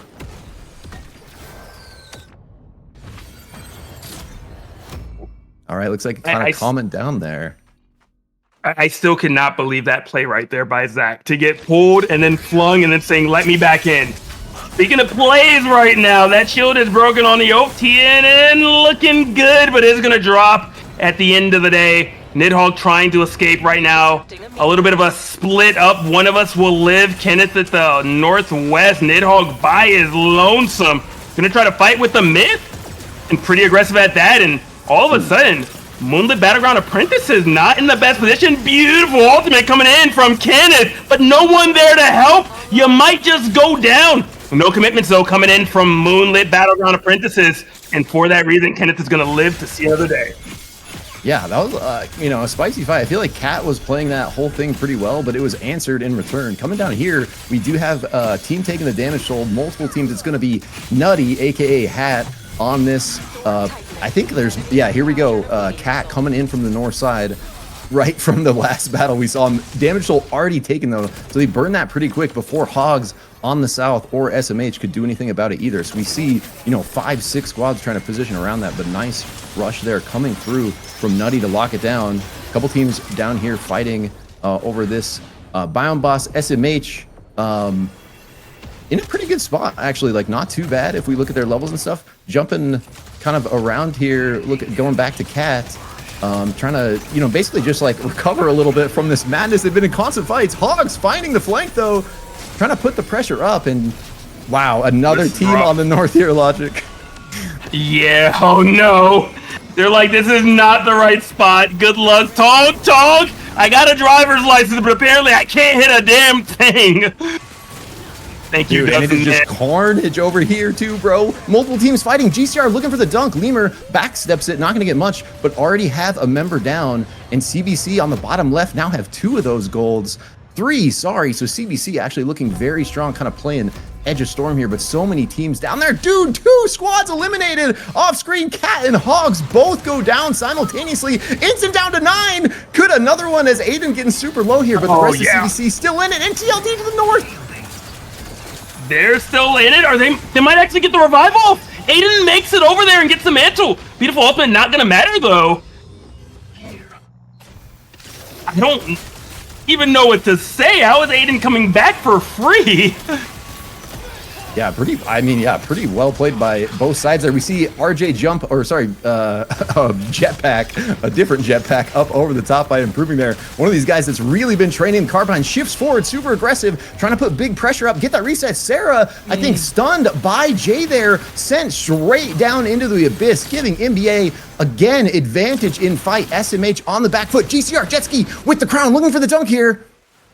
Oh, but they see it ahead of time. You're not going to make it out there. They are alive for the moment, but I don't know what the game plan is other than to just wait it out. Get a little bit of XP right here. That little level 13. Yep, got it. Love a jelly, a good jelly, a little XP. Yum yum. Hey, you know, it's not that dangerous. They're edible, apparently. Some of them. Improving duds by the crown. I love confident plays like that. What's 3K to bring my friends back when I eliminate you? Encore, not orchard. No apples here. Is trying to poke away. You loses all the shield though in the process, and Herd right now just poking at Japanese Spy. Ghost may be just a ghost at the end of the day and goes down, but don't worry, you are avenged by your teammate. Dude, what a nice trade back by Zach there. Actually gets the spike through back on the Brawl. It was such a nice entry by the Brawl there on the flank. Beautiful looking play, but it is turned back into a 2v2 with huge damage coming out from Lemur's Abyssal Breaker as Sprokane goes down. 10 squad eliminated off screen. We see improving with the crown here, trying to take out Herd, proc that baby, get their teammate back. Herd looking to just die to the storm, and he does. And it counts for improving, so they proc it. Let's go. SMH back to full strength. He's so good. That was beautiful, and there's so much pressure, really nowhere for her to go. Rough spot for Herd. Oh, big grenade coming out from Schreikel, putting a ton of pressure on Nutty here. Nutty do have the Bebo, so they got the ice tech. They do not have to stay committed to their fire, but MB sort of having their own ice with that platform. Ooh, It's side enough's enough. I love a good mortar, dude. What a perfect time for mortar. Just huge chunks, literally forcing them off their platform. It is an abyss battle out here. Bebo looks like he's chasing him with the ice, but somehow Spade Storms turns it back around. And it is just, a huge grenade by Pyne. Oh, Nutty is gone instantly, bro. Insane. Strikel Jordan, one of the best in the business. I don't care what hunter he has. I can't even talk about other teams. That second one was so good right there. But another team does indeed bite the dust. I did not get a chance to see it. It looks like with Moonlit Battleground Apprentices not going to be able to make a top 2 finish like they did game number 1. But their mentors are still in it. Dude, it is a spicy battle out here. I love this part of the map when the circle closes in out here. And we do have unstable portals in play, and so these players the whole time have had these angles as we see CBC in a bit of a weird spot between a couple teams here. SMH looks like hanging out to the north, just kind of biding their time, and I think we basically have MB with the crown out in Abyss. So basically we're just kind of waiting now. We're gonna have 4 squads at full power. We see PLD taking Bubba's brain kind of uncontested. A couple members from SMH maybe making their way over there on the top side, but gonna be tough to contest this in the 2v3. Could you imagine if someone came over while they were chunking themselves with the storm? How unfortunate would that have been? But yeah, Last Door know what they're doing. I'm surprised by how much space they have here. Logic, like, why is no one contesting them? They're afraid. They heard it's the Last Door and they said, I want no smoke. Saw what happened last game. I'm okay. I guess, yeah, and like everyone is kind of in like a weird position. Like SVI's over here, MB's still out in Abyss. Like, wait now, Crown. CBC was kind of in the middle of everyone. They have their golds. They're going for their own edge of circle play, joining the Abyss battle out here. And so throwing the platform, throwing the fire. We see MB putting some mortars out, stealing that away from Nutty. Taking just blasting the platform. Going to be looking to use another one of their own. And the Abyss battles continue. TLD looking to join the action. Have a platform of their own. Let's go. Everyone has it. You get a platform. You get a platform. Thank you, Oprah. And the 3 of them. 3 amigos is hanging out. Yeah, so Crown about to proc here, bro. 4 Moonlit Battlegrounds. They are back at full strength. Have that damage toll about to be looking very serious. CDC making a move to the box. Little sketchy looking there potentially, but they do have the fire, probably the platform cooldown back up soon. And SVI this whole time lurking to the north with the Bebo Ice fire of their own. So we literally have 4 teams, Logic, kind of just hanging out in the Abyss here. There is one slight disadvantage. Height has broken armor. So very vulnerable right now. Can take a lot of extra damage. Last Door, are they going to put it up yet? Yep, they do. But there's a mortar and a rain of arrows. Great stuff. But are they in range to get ultimated right now? And Oath ult, I think, would reach them. So something to note if they decide to pull that out. Dude, but they're doing a great job. Yeah, this is amazing. We're just getting an epic platform battle. Sprocane is a bush on a floating box, just hanging out with a money tree triax. If you ever wanted to know what would happen to Beyblades if you personified them, it would be this. Just in the air, on their little platforms, hanging out. And it's like, as the circle closes in, it looks like we are going to be taking a bit back to land here. TLD ahead of the curve, find that space, put their fire down. Going to have big advantage as these teams going to be moving their way in. I'm not quite sure what happened there as height goes down. Maybe just out of glider fuel before platform cools up. I actually don't know. I would love to see. CBC they're going gonna force it. You only need one more hit. And managed to do it. Moonlit Battlegrounds. Oh, wait, they're winning. They're doing it. Dude, they took their platform. How rude. Oh my God, can you get high back? Another wombo from Pyne, just insane. Now CDC nowhere to go. Gonna get taken out. Tredsy on the north side. They're trying to take that space, but I think the rain, something catches Sprocane, actually maybe out of glider fuel, having to hang out there for so long. As MB moves to the north, it's just gonna be Aiden for CBC, so their plan sort of backfires there. Another massive Zeph wombo. Oh no! Aiden is going to allow them to proc the crown. This could be huge. I think they need to try to take full advantage of it, but we can't talk about that right now because SUPERVIVE Illuminati is getting decimated right now in the Northeast. Oh my, and now MB just in such a bad spot as TLD goes to the north, pushes them up there, and then they're trying to get the crown kill onto Tredsy. Can Pyne do it? And he does again. Insane. So just like that, MB back to full force for the third time, still have that damage toll. Now they take the ground that TLD had before them as TLD tried to pressure them off. So Moonlit Battlegrounds just playing out of their minds. Man, I know that this is a free tournament, but they need to give Shriko Jordan a salary. Okay, go pick up a second job or something, because this Zeph is out of this world. Dude, actually though, such huge plays. But now Logic looking a little pinch maybe as SMH to the top side, but they're actually not going to commit. MB looking to shift a little bit over here as TLD kind of bide their time to the south. Here we see SVI with the Bebo Tech working their way over on the right side. SVI, a very patient, calculated team, taking their time, kind of playing edge of circle here. They really want these other teams to murder each other and kind of fly in from the side, from their ice that no one really is expecting. And it's putting TLD in a pinch position. It is. I hope there's a lot of profit potions that are being bought by teams, you know, just so that you know where the storm's going to go next. You have an idea where to position. Gotta imagine that's how, you know, Moonlit Battlegrounds is getting so lucky, so conveniently. But elixirs, potions, a little underrated by a lot of players. At this level of play, though, gotta imagine that they're doing all of that. And speaking of this level of play, Phenom, good luck. You do have a fate rewinder, though. You can go back, but you never hit the button and you go down. No, that bomb, bro. Thought they reduced the damage. He's just gone. So thank you. It's the home run. Just absolutely deletes Phenom. Going to be just Lemur left here on the top side. Such a tough ask. All of SMH, he bumps him into the fan. Maybe Big Brain gets out with a sliver. Going to be right into the arms of Moonlit Battlegrounds. Somehow is alive still. Not going to be enough, though, as Moonlit Battlegrounds just holding their space again, taking just the free kills, getting pushed their way.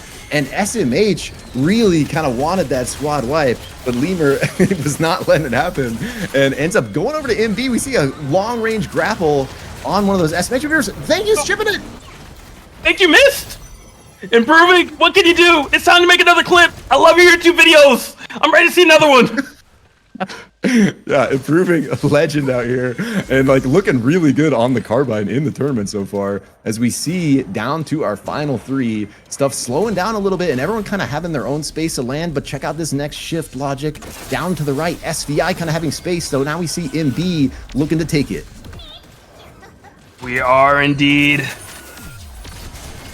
3 teams remaining. It looks like everyone's alive at the moment. Ooh, I love the mortars. The mortars are showing up huge this game. Storm tightening.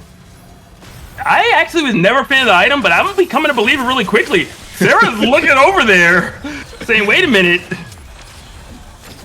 This is like, it's going to be a tough for SMH here, Logic. Like, what, like, they're going to have to, or maybe it's going to be tough for SVI if both these teams kind of make a move at the same time. SVI going to try to hold kind of both these flanks.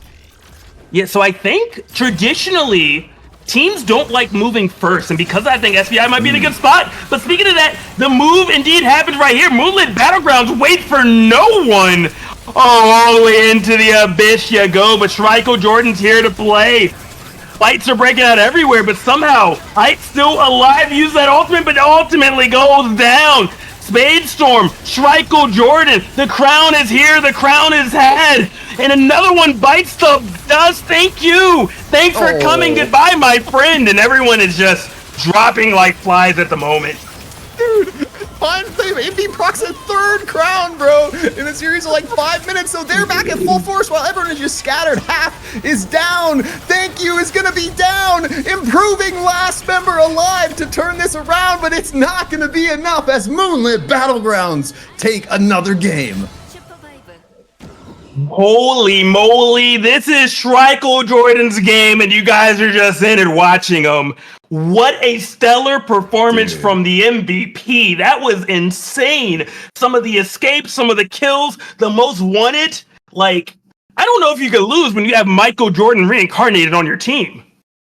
Dude, that was just some of the, like, such clutch. Like, when they're down numbers in the Abyss, he gets the first huge wombo, completely deletes Nutty.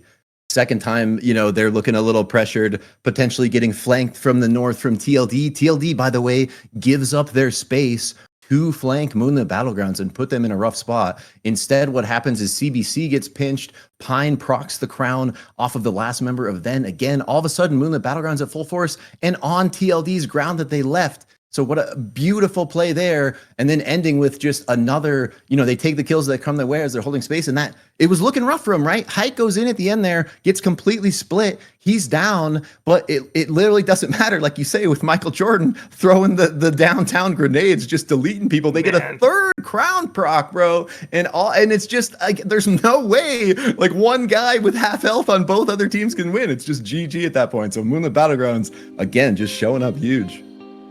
All right, Like, we're gonna head. Oh, sorry.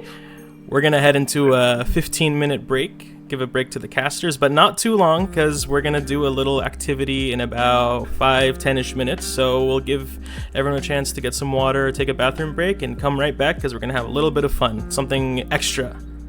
All right. Cool. Let's do it.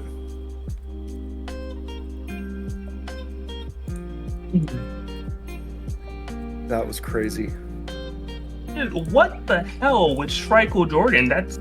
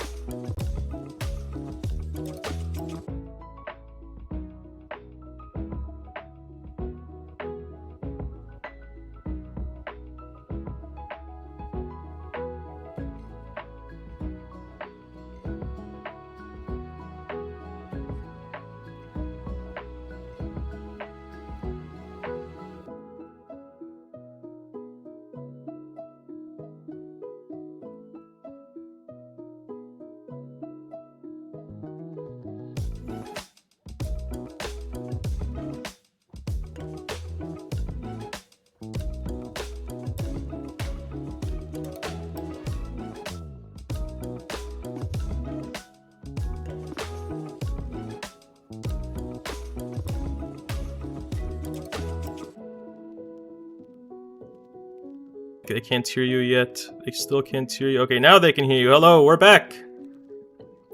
Say hello, guys. Oh!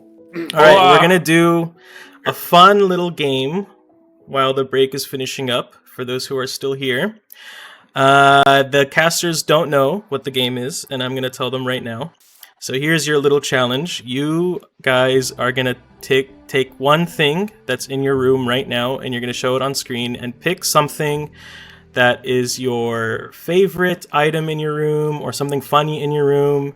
And I'll give you guys 1 minute to find it, and then you're gonna come back on stream and explain why you chose that item. Okay? Go for it. Question: if my one item is actually like 2 pieces, but That's they came fine. as a package deal. Sweet, I That's know okay. exactly what I'm getting. Woo! All right, I have mine ready, and we'll try not to take too long because the players want to get started. Okay. Let's wait for the casters. All right, so woo, I love this so much. This is ready. great. Are we all ready? I was I gonna do can't see. that one, but I decided not to. Oh, it's okay. It's okay. I can't see everybody else's cameras, and there's that 2-minute delay, but I'm excited to see it. Okay. It's okay. All right. Let's start off. I'm just gonna start from the top left. Twin, you go first. Okay. So I'll try not to take up too much time with this, and I do apologize. When I first discovered this game during alpha playtest, it was on the 4th of July. I played it for a few hours and was very sad because I had to stop to go to some barbecue. And all I could do was text my friends who also had just discovered the game with me while they told me how much fun they were having. The next day, I went on shift, and while sitting in the fire truck, I filmed a TikTok saying, hey, I just found this game. It was only available for a little bit because yay alpha, but this is a gem. They've captured lightning in a bottle. I love it. 2 people, well, there were a few people responded, but 2 of them that just was like first name, last name. One was like, hey, thanks for playing. And the other one was like, thanks so much. We're an indie team. We're trying our best. You're great. Turns out they were 2 of the devs. One was Joe Tung. And then I got a DM saying, what's your address? We want to send you something. And they sent me a SUPERVIVE beanie. But more so than that, they sent me the SUPERVIVE game box and a letter that was typed. Apparently, I was the first one to get it. Like, and I need to fact check that, but apparently, like, I was the first one they sent to anything, and I don't know why. Like, I just got so lucky, and I'm so grateful, and I treasure and cherish this thing. I take as best care of it as I can. And they sent me a letter, and this is the 2-piece combo with it, that was typed on a typewriter because there's like indents and like mini holes in the paper that says, hey, Twin A, your video was a powerful reminder of why we're so committed to making SUPERVIVE alongside our community. Every day we strive to make a game worthy of our players, and heartfelt messages like yours remind us just how high that bar is. I've noticed that you like to wear beanies in your videos, so I've included one with the Theorycraft Games logo, along with a limited edition SUPERVIVE game box.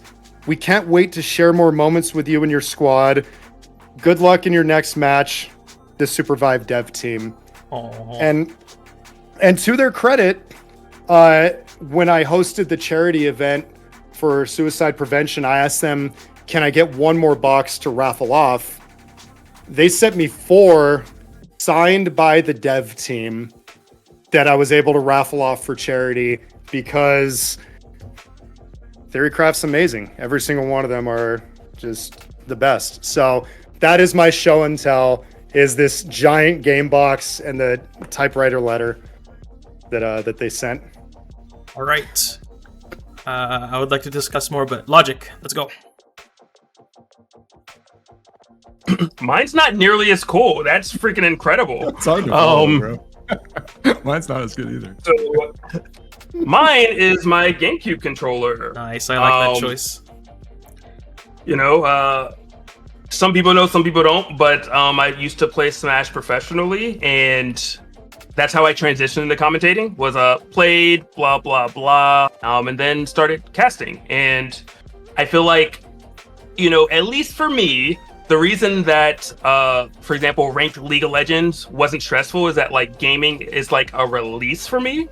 So, you know, whatever's going on in life, whatever struggles you're going through while you're in the middle of a tournament playing a game against someone, you can only think about that. And it kind of just makes everything around me go away. And it's really relaxing to me. So, because that GameCube controller was pretty much one of the 3 things I considered choosing. The other ones were sad because someone's no longer here. But I was like, this one's a little motivational. It's what kind of got me into SUPERVIVE, because if I wasn't gaming, that never would have happened. Allowed me to see the world and make so many friends. And ironically enough, Luna and Twin came from Smash. Didn't know, but now I feel like, you know, I'm like, they're like a cousin at least. All right, I want to glaze Smash Bros more, but Zikrik, let's go.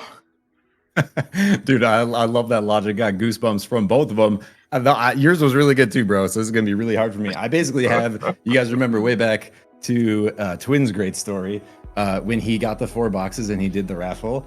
I participated in the charity raffle, and I also have a SUPERVIVE game box signed by the devs. It's probably one of my most prized possessions. But since he already did that, I did grab one more thing real quick. Oh, my grandpa's compound bow. It's not really in working order, but sometimes you'll see it back there against the couch. I basically just keep it around to keep him in spirit.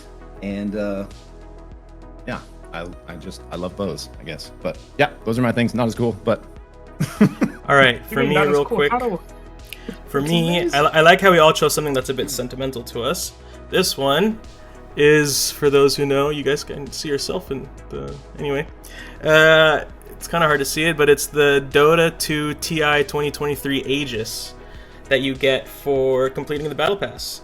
And I love TI. I've been watching TI so much. It's like, I don't play the game, I just watch TI. And the tournaments are so fun, and so it's my standard for how I run. It's the standard that I look at to run tournaments. So that's why I chose this one. Yeah. All right. I love that. Zik, what's funny too is that you won the game box and I didn't know who you were at the time. I'm so glad you got one. I remember, I think that was the very first stream I saw you, bro. I think I didn't know you either because I just saw like a charity stream with a bunch of viewers. Oh, no, they shipped the raid to you, wasn't it? After, that's what it was. Yeah, so that was the first time I had seen you. Can you do another raffle? Some of us don't have boxes yet. Me and Luna. I'm just saying. I'm working on it. Okay, 1.0. I'm gonna do another charity stream. I'm gonna see what I can do. But I love that because I just showed it on stream. But I also have my GameCube controller on me, and like I love that. Of all the things that we can pick up, it's stuff that is actually relatively small and affordable. But it's the sentimental value is so strong. That it's like, yeah, this is my most prized possession. This is what I want to take care of. I'm sorry to cut you guys off, but I want to go to the next game. But I thought it would be good to look at the current scores because we have not everything's updated. There's still some kills being counted, so this is not the true score yet. But right now, MB is in first with 52 points. TLD is sorry, that's wrong. Where's the actual points? Hold on one second. Where did he put the points? I don't see it. Can I zoom out? By the way, shoutouts to Reliq for keeping tabs of scores minus KP and like just knowing who is like, hey, GC, like Game Center's got an 8th 3 games in a row. I'm like, okay. Okay, I found the scores in the sheet. So MB is first with 52 points. SVI is second with 43 points, which is interesting because they've been struggling in scrim, so it's good to see them up there. Third is 10 with 35. TLD fourth, 33. NBA fifth with 27. SMH 26. CBC 25. Hog at 8th with 21. 9th PSA 18. GCR 15 had 11, and Cat at the very bottom with 2. All right, we'll start getting into the next game, so I'll hand it over to you guys. Oh, and my cam died. Oh, well. So if I can, because it looks like we're still waiting to drop in, just a couple notes on that last game. Something I noticed. Moonlit Battlegrounds, besides it just being a Pyne diff the entire time, he almost won that 1v2 early on, but they were able to kidnap all the powers from everybody else that they claimed. The only soul in the game was Damage Soul. They got that off Hat. Bubba's Brain picked up by TLD. They're like, no, that is ours now. So like they were perfectly placed scavengers the entire time and just outplayed the world and were rightfully rewarded for it along the way. And I loved to see it.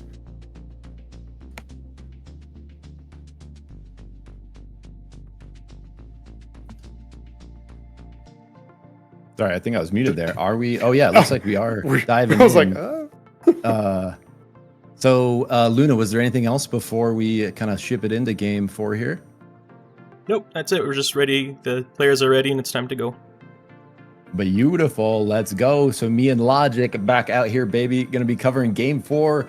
And what an insane first couple of games we've seen. But like, you know, a couple of teams, specifically Moonlit Battlegrounds, just looking so strong, Logic. Like what are these other teams going to have to do to sort of like contest? It's a tough question, the tempo that these guys are putting together.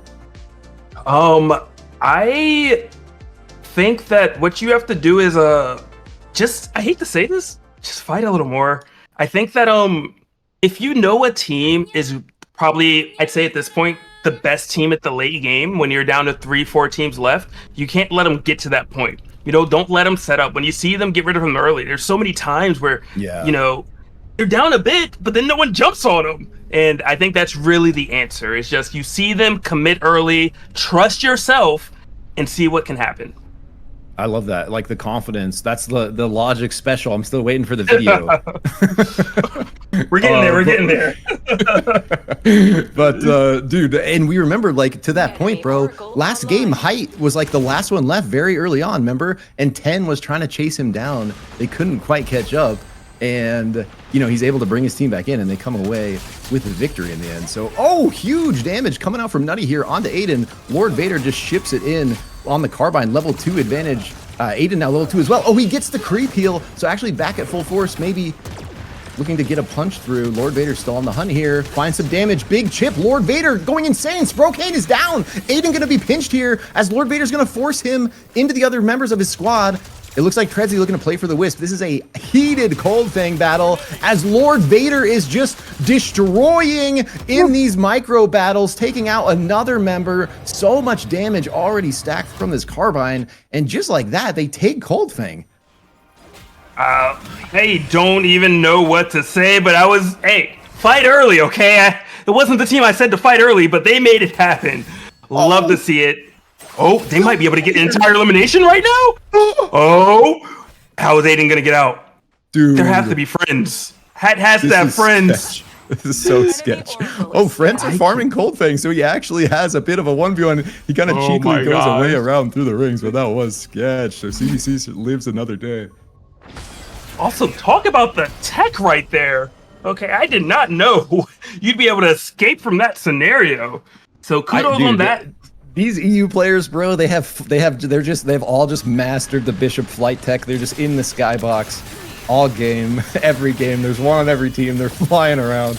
As we come up here to the vault battle, NBA kind of getting pressured here by 10, but it looks like 10 gonna be backing off, hitting this UAV, kind of checking their angles here as we do see multiple squads positioning around them. Fight breaking out over here in Fortress. Big damage out. Cat looking like they have advantage. Kenneth gets a knock. No one's going for the jank, but they return. So in the 2v2, it's just going to be one left, actually. Just Nidhogg on the myth. Retreats out the south. So nice fight there. Very interesting. It looked like Nidhogg actually started channeling a back. And if for some reason I would have completed, that would have been an elimination. That's so rude by Lemur. Jumps in there. There is no vault for you, but yes, there are some beautiful shards to upgrade my items for me and my team. The last door. Displaying patience and just knowing when to jump in. It was like happened so fast. There was a TP under them, and I think TLD positioned on the opposite end of their TP, so the two members that went out to escape got sent out, and it brought in the two members of TLD waiting on the other side. And so that was like a really heads up play. We see 2 golds on the side of PSA. We also see 2 golds on the side of TLD getting shown by Luna here. So we kind of know who is ahead on the armor front at this point as we pan up to PSA here in Academy. Yep. Academy, it's cool in theory. I'm gonna say I think Cold Fang and Academy are they're bait. They're bait. Okay. I don't think you get enough to justify it if no one's around. Because by the time you get to actually use it all, oh my goodness, you're level 7 just jumping at them, 2v1ing in this storm. Love to see it. Run away from the Saros. Escape, if you will. Dude, the aim, like, that is some precision shots. Steven here just chunking them out. And, like you say, literally forcing them off in the 2v1. TLD playing really well with this two-way teleporter here. See another one down trying to play in position. Cat back at full force as they find the flank at SVI here. Interesting stun right there, but SVI, great position right now. They have the high ground. Gonna get a little bit better vision because of it. Dirk jumps in there, but immediately just getting chunked down. No shield as well. It looks like Monster may have seen an opening. No shield now on Kenneth. They all are just taking turns going up against Cat. Cat, currently, if I'm not mistaken, is in last place. Has a lot of room that they got to make up. Trying to do it right now as they're continuing to poke. Looks like Thank You was trapped for a moment with that tree. And SVI is going to escape if they want to now. Yeah, and Cat still kind of looking. They do have a lot of space over here, and so they might continue the pressure, looking to push on this fire. And it's a little tougher for SVI's comp, I think, to kind of hold this off. There's a lot of pressure coming out from this Myth, from this Carbine. You basically have, you know, the Oath to try to defend, but like Bebo, you know, kind of needs the setup. He needs to kind of get that Wombo combo through. Not nearly as effective as kind of traded in range here. Definitely the case. Shoutouts, by the way, to Reliq. Reliq, even when Reliq is not TOing, he's like, yo, I'm making sure everyone's updated. Love to see it. Oh, speaking of love to see it, a broken shield on Oath, that's my guilty pleasure. I gotta be honest with you, Zik. I don't know what it is. I'm just like, oh, it's broken. I love it. That's some funny shit. So I've been denied so much. Sorry, the Cat does end up getting one through. And coming up here to Go Hogs, we see Lunaris is down. Steven Air and Jang battling out. We see 10 entry on the Jewel, shifting forward. A lot of pressure out, gets the ground through. Stun gonna get the final shift with the mark, and Jang goes down. And so really nice look there from 10. They get a pick as more action down here. Potentially someone looking at the flank of GCR. Cat keeping up the pressure after finding that pick. Oh no, I think it was SVI that actually got the pick on the Cat. So Cat may be looking to recover here with the two members. Oh no, back full force. While we get a breather, TLD, Nito's going down, maybe. I did want to shout out 10 for being one of the few teams that have a Jewel. I think maybe the only team with a Jewel on their team. I think, you know, Jewel has plenty of changes. There looks like there's 2 teams with Jewels. Plenty of changes, but still kind of using it in the meta. And I think that it's one of those hunters where, you know, yeah, there's a couple flaws, but there's also a lot of strengths. And teams just aren't as prepared to deal with that hunter because they're not seen nearly as much. And it gives you access to, like, just blowing someone up way quicker than almost anyone, like, else on the, pretty much in the game can do. Yeah, good point. And it's like, I feel like with the amount of damage in this game with coordinated engages, like you can pull that through in a lot of them, but definitely certain hunters having more of that potential. Coming over here to Machine, we see PSA getting a knock. We see Soul Stealer here for Pamu. Soul Stealer evolve on the pink. So nice look as we coming down to Hat. Oh, TLD lurking on the flank. TLD triple gold. They have double Fang, looking very scary here. Actually, Logic. They are. No one wanting to really do much quite yet. Game Center, though, looking at Cat. Might have them in a great spot right now. 3v2 at the moment. Beautiful little grenade right there. Just not missing it ever with Zep, it seems. He's going to have to retreat, though, and try to heal. And Herd right now up by his lonesome in the top, in the north side. Improving? Are you going to go down? Yeah.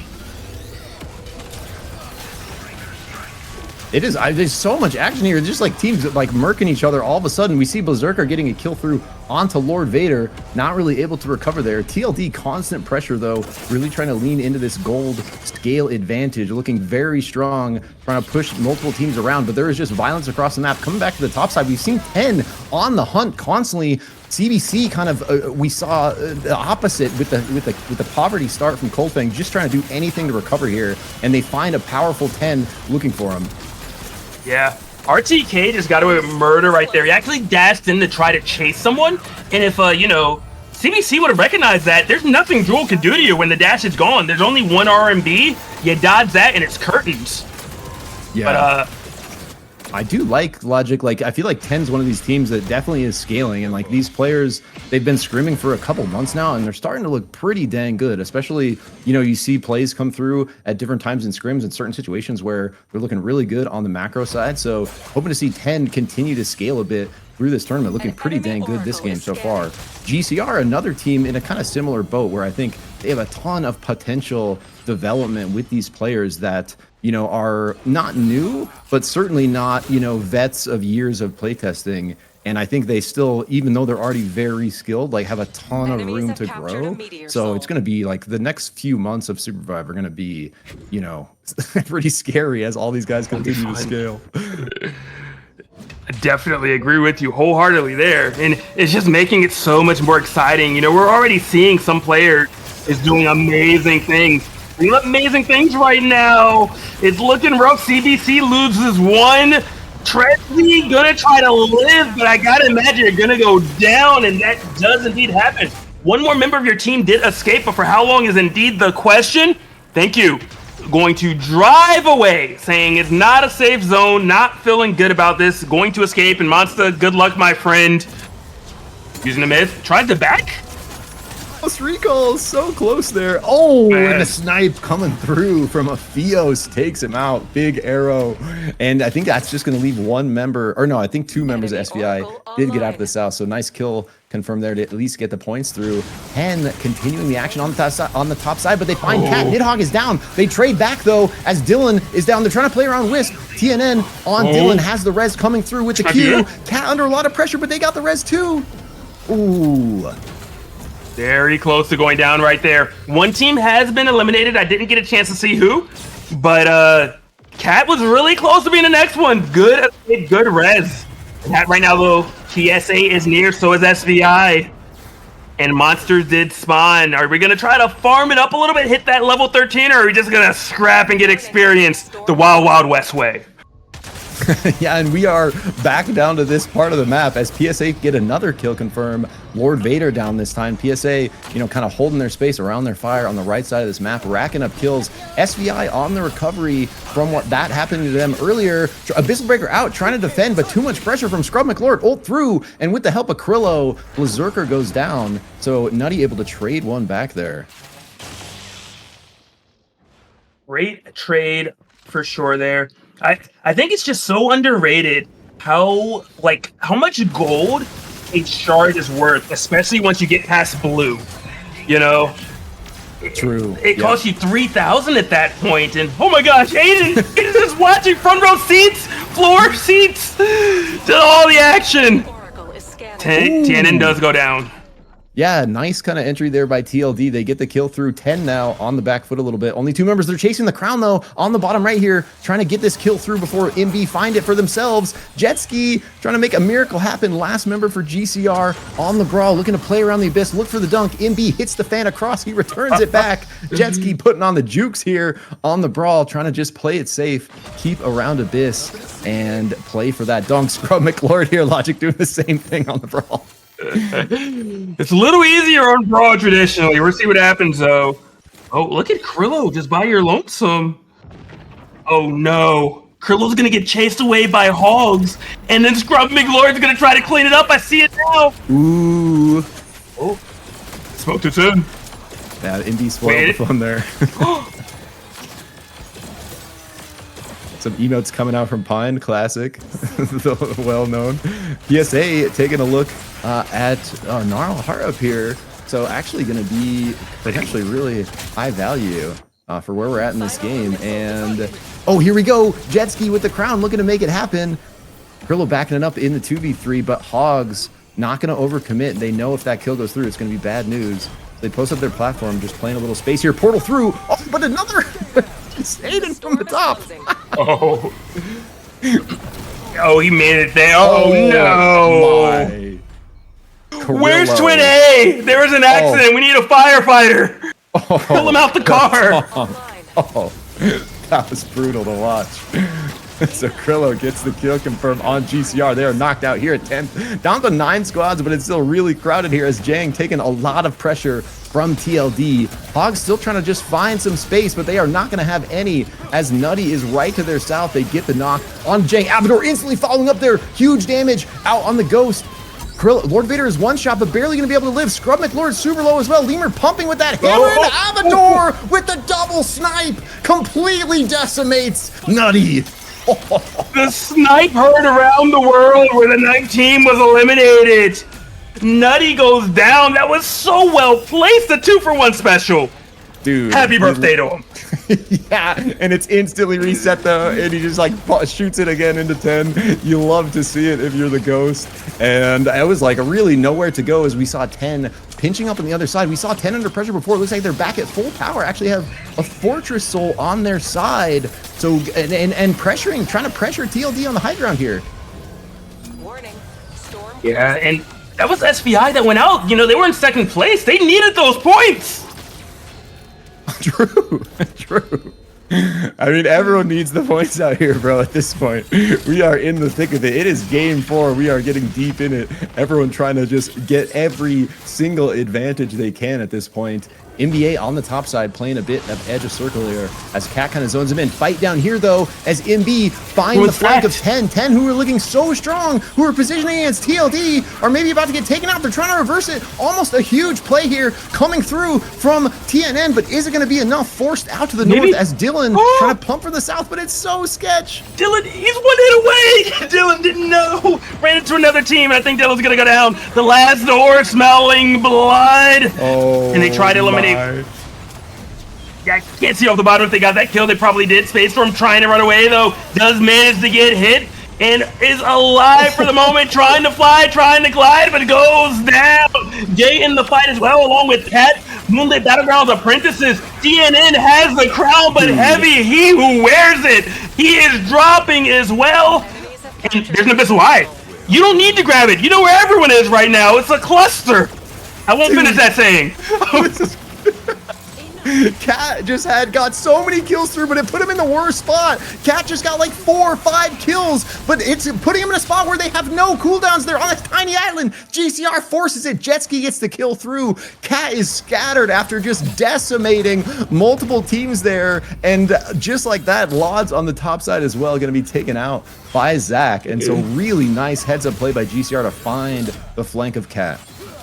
Yeah, Jay is single-handedly going to avoid nerfs with these plays. This plays out of bounds the entire time. Good luck, Lunaris.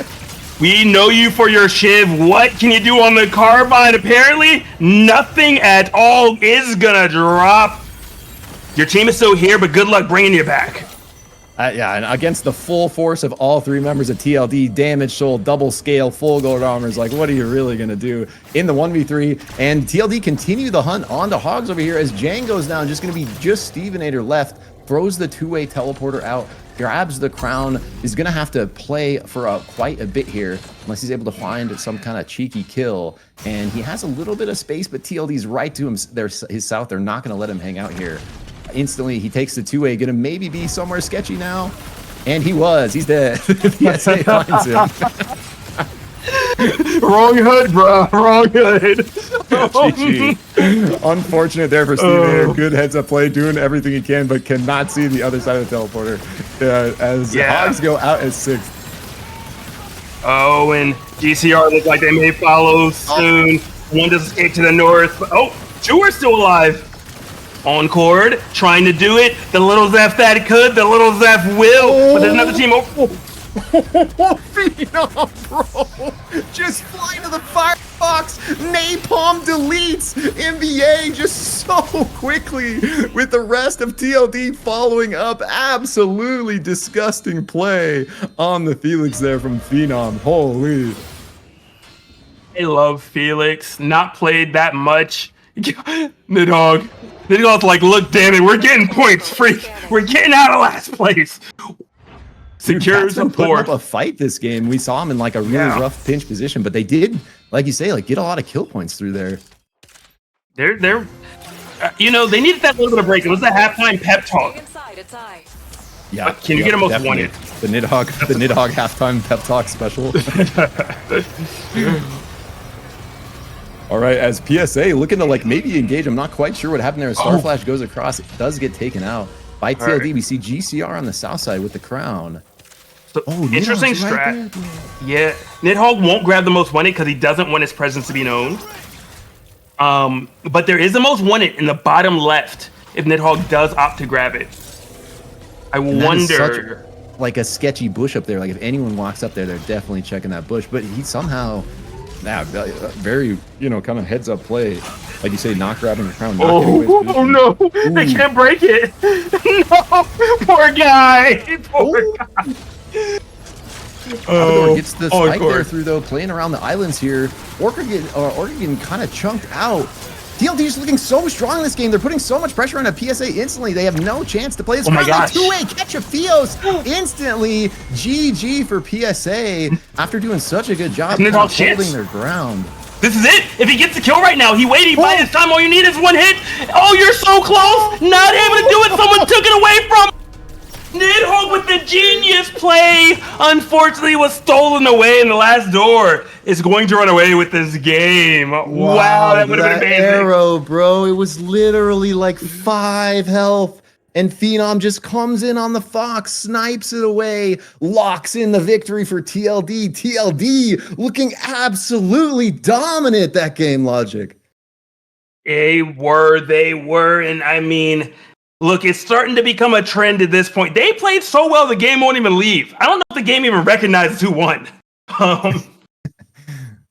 But man, well played, beautiful. And look, kudos to Nidhogg in a bad spot, but then saw an opening and was pixels away from potentially turning this entire thing around. Love to see the forethought in that position and not grabbing the crown early because he knew that, hey, everyone's just going to turn on me. But waiting, biding his time, didn't pan out, but love to see the plays like that. Yeah, I couldn't agree more. It was like basically played to perfection, playing it very patiently. Then when he sees the angle to try to take out the crown, goes for it, hits basically every arrow. I didn't see him miss one. The last one, barely not enough to get the kill through. And so it's just like, literal inches, like so close to all of a sudden being a 2v3 in favor of Cat there. And who knows what would have happened at that point. But in the end, TLD, we saw them they came out angry. I think their halftime pep talk went great. Heard some outside people. But Twin, welcome back. Let's hear some of these awesome notes that I'm sure you have. Okay, first and foremost, and I'm watching on the delay, that final moment right now, Nidhogg was so close, but even if he got the crown off, they would have been in such a rough spot that it might have honestly been better because TLD would have just had more KP to their names. But big things to notice here. 1, Abador got the happy birthday. I love it. We just need to see the Merry Christmas now, the 3-person snipe. But Moonlit Battlegrounds out at 7th. They got some kills. SVI, our second place team, out at 11th. And TLD in the final 5 or so, I think got every single kill on the map. They were rolling there. That had to have been like a 20. Like, how many kills do you guys think that was? Chat said 30, Man. and I'm talking about the player chat. The player chat said 30. I don't know how accurate that is, but they just kicked the door wide open to be like right on Moonlit Battlegrounds' heels, or possibly even taking the lead. That was exactly what they needed to do, and when it matters most, that's when TLD steps up, and we saw it there. I also want to give shout outs to Krillo. for hitting an impossibly difficult tonk against Aiden and dragging him off into the abyss with a little celebration. I see you, Logic. I hear you call the fire department. I love you. That had me dying. Oh, thank you for that. Would you guys Oh like my a God. score update? I would love a score update. Okay, so before this game, MB was first at 89, and TLD was third with 42. Now TLD has MB only got 3 points, so they're at 92, and TLD is second at 62. Now that's before the kill points are calculated. That's just the placements. So if they did get 30 points from kills, then they're tied for first. Yeah, dude, that is some spice right there. Let it flow, baby. I will say that's also not including MB kills, though. So I'm going to assume, not to take the wind out of the sails, but I'm going to assume it's like a 5-point game, which in this is nothing. So I am so excited to see how these last 2 games go.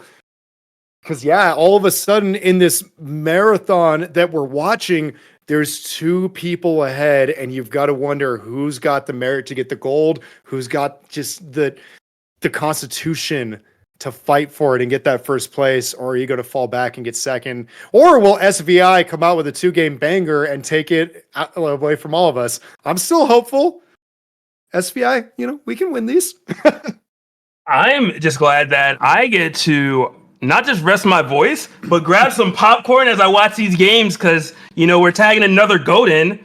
Twin A is going to hop on the mic with Zik, and I'm just going to get to listen to some sweet old SUPERVIVE and some pleasant voices.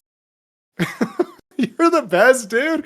I can't wait for your notes. You see stuff in the game that I don't even realize exists. Like, you're just so amazing, buddy. So, love having you. Can't wait to hear your notes. Zik, I hope you've been doing your deadlifts, and I hope your back is strong, because you got to carry me through this commentary. Let's get it, buddy. what a segue there. I love it. Yo, shout out Logic, though. Absolutely killing it out here. GG's, bro. Love casting with you. Always a pleasure. So another pleasure getting to cast with my good friend Twin A here. We've only had a couple opportunities to do this, and I am super excited to get to dive in with you here. I know you've been out here grinding, bro, getting in the reps. You are sounding beautiful. Thank you. It's one of those, we have so many phenomenal commentators in this scene. Like, it's actually unreal for a game that's in beta to have so much talent on the mic and in the game, obviously, but on the mic, that I realize I can't keep up by doing nothing. It's all about getting the reps. And I hear you on Fridays. I hear Tsunani all the time. There's some of us have been doing Tuesday, Wednesday. Tsunani's like, I've learned so much from listening to him, and he's started to be more professional. So I'm now getting more information more often. And I want to give any props, any improvement. I'm going to give all the credit to Reliq. Just Reliq he's the GOAT commentary coach. So Reliq, one more time, shout outs to you. You are the hero that we don't deserve, but we desperately need. So thank you so much. That's real true right there, bro. So as we dive into, this is game 5 here. We just got the score update from Luna. It is going to be probably a bloodbath, if I had to imagine, because every team that's behind the sort of TLD MB curve at this point, they need a big kill game. They see what just happened with TLD. They see they maybe are sort of caught up. They're like, we need to replicate that. We need to put together this mega high tempo, gold armor, like 4 exotics, like just absolutely curb stomp people across the map the whole game. And it looks like we are into that action instantly as PSA and Cat duking it out at the level 1 here to win.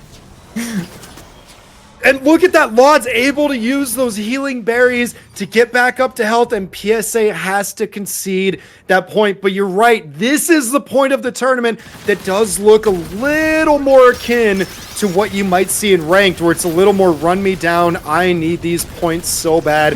The ante is on the board, and it's not looking good for us. We need to fight. But in the same breath, These players are intelligent, they're survivable, they're good. So PSA noticing this isn't a good fight for us. They were able to get some healing while we have no sustain. Let's back out, fire a couple warning shots, and bail. Hey! And I see that heart emote coming out. Thank you, Shrikeal Jordan. I know it wasn't for me, but I still love seeing it. Let's go. So off to a pretty normal. We saw a little bit of action, but pretty calm start here overall. Coming up to NBA on the north side of the map, taking vault. And the tough thing, Twin, is like when you're on this sort of quest to, we do see Armor Shredder here already on the side of Hogs. So big pickup for them. We see golds, a couple of golds through already for several teams. Coming over to PSA here, looking for a potential flank onto GCR. Pamu does have the flank onto Herd. Starflash into the slam, gets it. Easy takedown there for PSA, getting the kill through. I'm honestly very surprised. Before we get into, I believe this is Final Destination. I think I saw the mark in Prisma Falls. But I want to talk about Herd for a second because I found out some lore and I'm very disappointed that it didn't follow through. But if you've been watching the scrims, you've seen Herd on Void all week. And it turns out he spun a Hunter wheel and said, whoever it lands on, I am playing all week. And it landed on Void. So I was waiting to see the Herd Void to round out the week in the biggest tournament. But looks like, nope, didn't want to. And I'll respect it. Like, it is money on the line. You need to bring out who you think is the best for your team. Apparently, it's not the Void. Yeah, and Void being a hard 100 pull-up. We see Engage here from the side of Hat, looking to play that tempo game, looking to take out TLD early. They're putting up so much pressure, but TLD may be returning it. Lemur gets a bump into the wall with the Bright Shield, but Vader takes out Phenom. Now Abador going to be maybe one shy as well. Krilla looking for the finish. TLD might get taken out 12th here, Twin. It's going to completely ruin their chances for first. Abador has to escape. This is big. He has no health, no armor, and they're very mobile.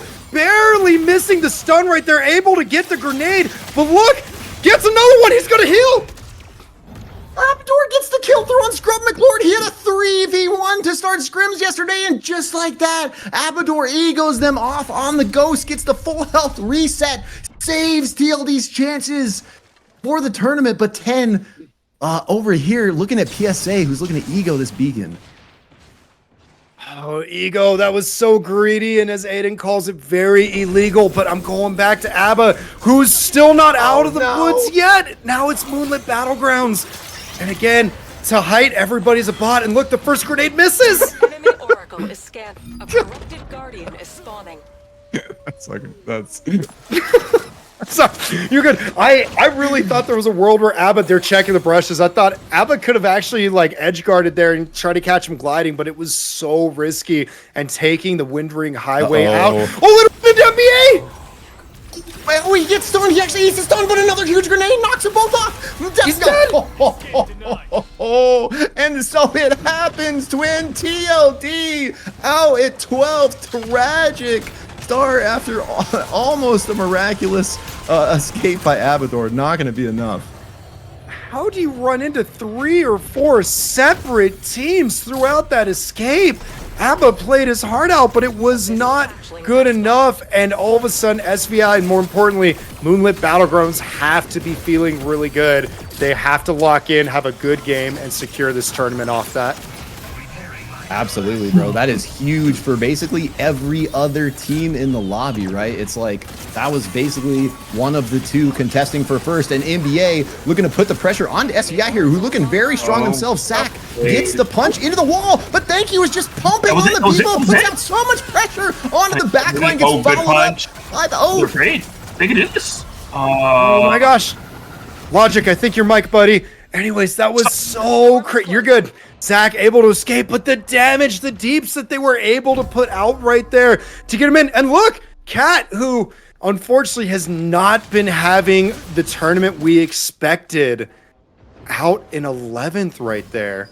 Man, this really is just a bloody first and second day of this lobby. I mean, that's crazy, Twin. Like, literally, TLD out at 12th. Cat, Nidhogg, Kenneth, and Lots out at 11th. Like, how competitive is this lobby? It is so stacked out here that some of the legends of the game are getting knocked out this early. Everyone is so thirsty for these points, for these kills, and it is just a bloodbath. Height looking to finish off Aiden here as he finds maybe a flank. Looks like Lunaris was kind of pushing Aiden off. Hogs kind of coming in from side of Storm as Cheeseburger Conquers, Treadsy kind of split farming here, looking to do the same. Oh, I just want to point out the difference between Game 1 and Game 5 of this tournament. Game 1, 12 teams made it to end game. Game 5, not every team made it through night 1. Night 1, we lose a team. Day 2, we lose another team, and they are two very strong teams. But it's like we talked about at the beginning.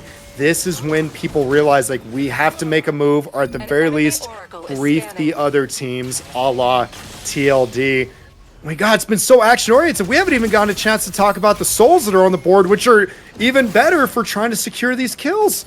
10 having to now run away from Hat. Yeah, Night Stalker, Damage Soul going to be, if someone can stack both of those, that is a scary combo as MB looking to really lock in their place in first here, continuing to hunt kills across the map. We see GCR a bit on the back foot. It looks like one of them is going to get split out to the south here. Going to be maybe a rough day for Encore. Looking to just peel out on that Zeph. B hopping his way out. MB is going to give up the chase. As we move up to Mage Bog here, we see Sarah up in an ultimate, cancels as they come down. Ghost trying to pump here, but taking so much damage from the side of Nutty, and just like that, Hat taking 2 away from SMH. SMH, that was crazy. I thought the Jewel was going to try to escape some way. Maybe Sarah saw an opening that was like, oh no, we can turn their shot and win. And ooh, NBA hiding in a brush. Not quite beating the allegations, improving. Lots of room. Going to be able to get that heal off. And NBA hiding in a brush and knocks Dylan off screen. It works. It's strategy. It's not ratting. It's waiting. It's patience. And I love to see it happen. Boyd, one of the best hunters to be able to do that on such a powerful, quick stun coming out from that R&B. Has the ult to follow up if he needs to. So they do lock in a kill up there. As we see PSA back to full strength, kind of moving their way south. As we just see Cheeseburger Conquers taking the Night Soul pretty much uncontested, it looked like. And same thing over here with Hat, Nutty taking the Damage Soul as well. So pretty much, you know, just like, I'm actually very surprised, Twin, to not see both of those more contested.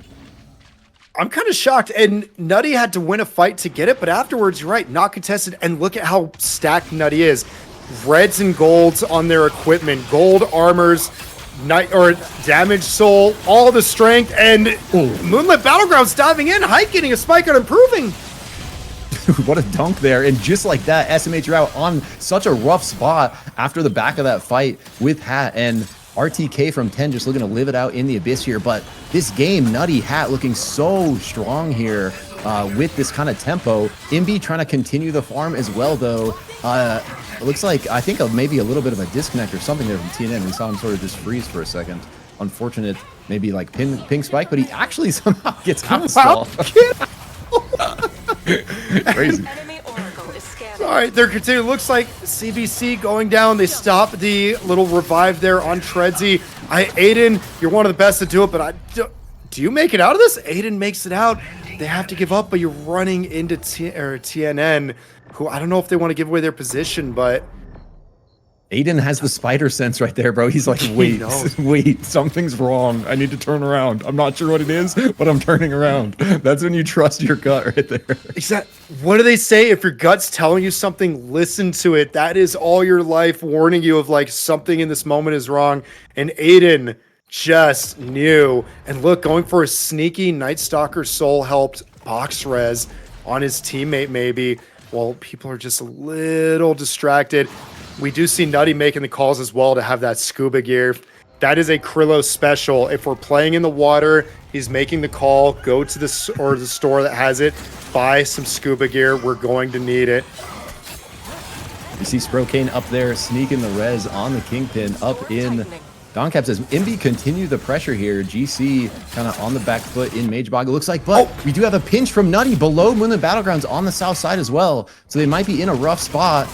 As Krillo finds a flank potentially, the wall is out with the Q. It's going to kind of isolate Spades. He's going to get pinned in the wall. Spades is going to be down just like that. Big play from Krillo to kind of isolate that kill. And Pyne's going to get traded on the top side, so it's just going to be Height left. Potentially the two top squads getting knocked out in the top 4 here. Or bottom 4. So Height's going for a res here, and teams have to not be afraid. They have to go after this, but I think Moonlit Battlegrounds are going to be able to get away. It looks like CBC. Aiden's seen this. He wants to stop it. He knows how big it is to stop this, and Height is denied a crucial res with 1.5 seconds remaining. Still going to be able to get out, but that is what TLD is begging for right now, is somebody stop Height. Looks like they will. Right into the arms of Hogs, bro. Jang pins him into the wall, cannot ult in time, gets literally nowhere to go. Height does his best, but does get taken out there. So yeah, TLD and Moonlit Battlegrounds are 2 top squads out at in the bottom 4. And what does that mean, Twin? TLD might still have a shot.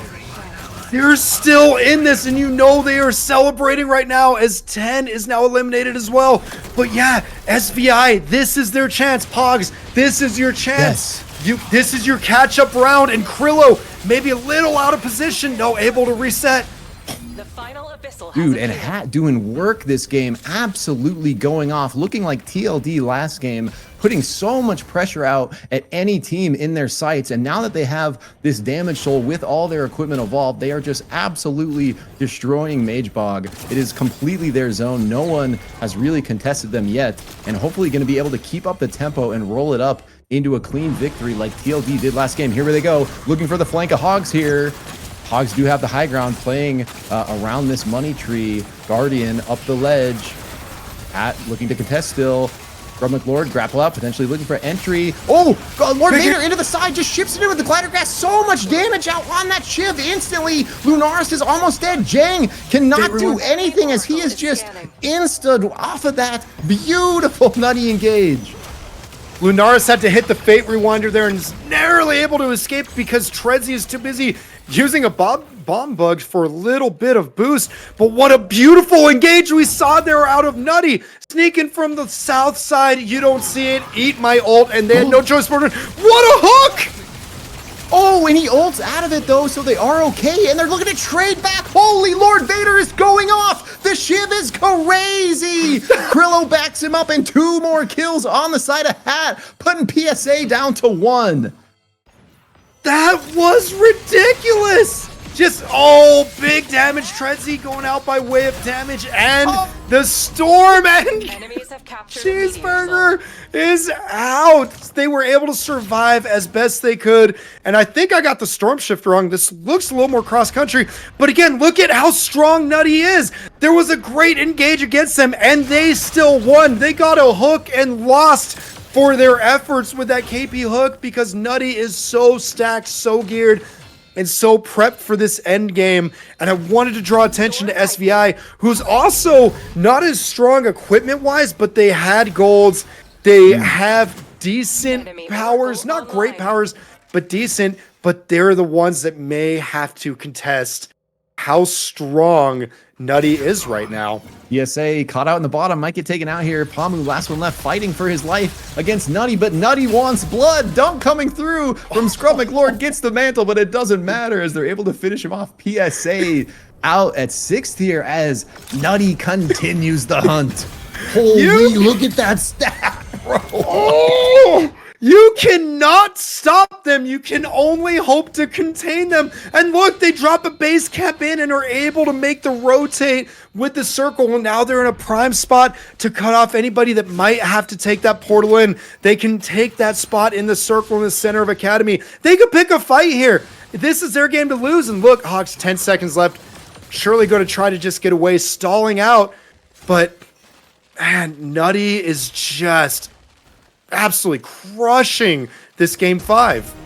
Yeah, it's looking beautiful for them as Hogs proc that crown right there. They are going to be okay. Everyone kind of slowing down a little bit, looking to find their space here. But action breaking out here is actually a spike coming through onto the side of Hogs. But at the same time, Nutty keeping up the pressure. They find the third party on the SVI's. SVI was looking for the flank of Hogs, so Berserker going to be one shot. Does get taken out there. Thank you, and Monster under so much pressure. Thank you throws a mid-fight heal onto Monster. What a legend, Bebo homie there. In the end, goes down himself, but they do get Monster out. Oh wait, Monster died. What happened? Ran out of to the world, so no KP to them, but ran out of glider fuel. And now the one team I said might be able to contest with Nutty, just there was no chance. They just got decimated right there. But now look, NBA picked up a gold, trying to set up. Jay is kind of looking. They have a couple of Abyss specialists here. Again, not as strong, but they want to make a fight, and it's too little too late!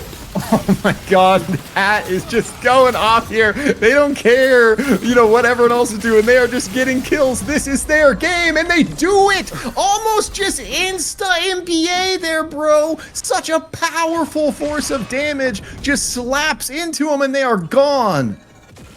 So, SUPERVIVE does something really well, and that's comeback mechanics, preventing pure snowballing. But that is what we're saying here. It's like Portal in and snowball this lobby.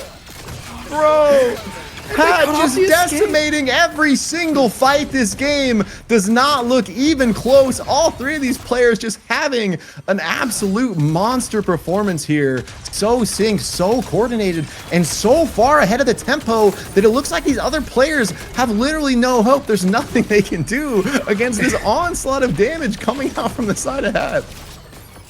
When they see anybody standing, they don't ask who, they just ask who's next. And this kind of looks like a Mortal Kombat bracket. They are making their way up the list one at a time. It's like, cool, we eliminated you. Next, you. NBA, you're staring at us. You're next on the chopping block. And now Jetski, last alive, for GCR is just going to have to vie for second place, as now Hogs and Nutty are staring each other down. Yeah, and this is just such a epic game happening for Nutty here. And these players, they are such skilled players. And Lord Vader is not letting up the tempo. Has this armor shredder fusillade, just destroying people, flanks them. Hog doesn't even know it's happening. Jang is instantly down, and the cinnamon bun, the best, such a good wisp, is going to get taken out there. And it's just going to be two members trying to, they're trying to play the crown here, Twin. I had some bold strategy, Cotton. Let's see if it works out for him. You have to make a move. But look, they've been doing the constant thing of Lord Vader. Oh, he gets spiked! Lord Vader gets spiked to Jetski with the play of the game, possibly to get them back in, and somehow weaken Nutty. And Krillo, for the first time this match, has to run. Insane turnaround there, and just a little too hypey. Somehow glides right there, does get spiked. Scrubbing Lord, still trying to keep up the pressure. He knows GCR is super low, but Hogs are the real winner here as they find all this space in the direction of the next shift, holding this ground. Stevenator now with that armor shredder, also Fate Rewinder, absolutely decimating Abyss guarding, holding this ledge on that Saros. And it looks like Lunara is going to be able to do a similar thing with the glider gas carbine. So after what was looking like a game that Nutty could not lose, all of a sudden they have a crown twin and they are trying to get back in it. We're back in duos though. It's 2v2v2. So yes, true. Nutty was hurt, but so is everybody else. And now everybody has the crown. So whose crown is going to pop? Matter of 10, 12 seconds difference between them. But great chip. And almost able to get it through here. We saw the grapple engage, but not quite enough to take out Stevenator. He gets away, is going to get the heal through GCR. Here the action kind of lurking on the fragile isles over here in Frag Isle. Just kind of lurking over the Abyss, waiting to maybe go for this third party because Hogs not letting up the hunt. They portal through. Saros is empowered here, looking to pump. Scrubbing Lord kind of forced off, and like this wave of damage that was carrying them, Twin. GCR props their crown back at full. Gonna be looking here. This is big. Who's gonna get it? Hat, back foot. Your armor means nothing because all your armor is broken. And look at the chip damage from Stevenator, breaking the armor, pushing them away. GCR vying for the position for where the storm is moving, which is to the south. And yeah, like we said, Nutty. It was the Lion, the Witch, and the audacity of this brawl. Or I'm sorry, it wasn't the brawl. It was the Shiv that just felt a little too big for their britches, felt too unstoppable. And now look, you're caught out. Wow. Krillo goes down. Tragic. Yeah, no intel. They're there, and Scrub's just going in with 10 seconds on the crown, just shipping it. 10 seconds on the crown, no armor, and the game that was yours to win. You have 5 seconds left. It's too little too late. You're spiked. GCR eliminates, and now Hog is pushing with 5 seconds left on their crown.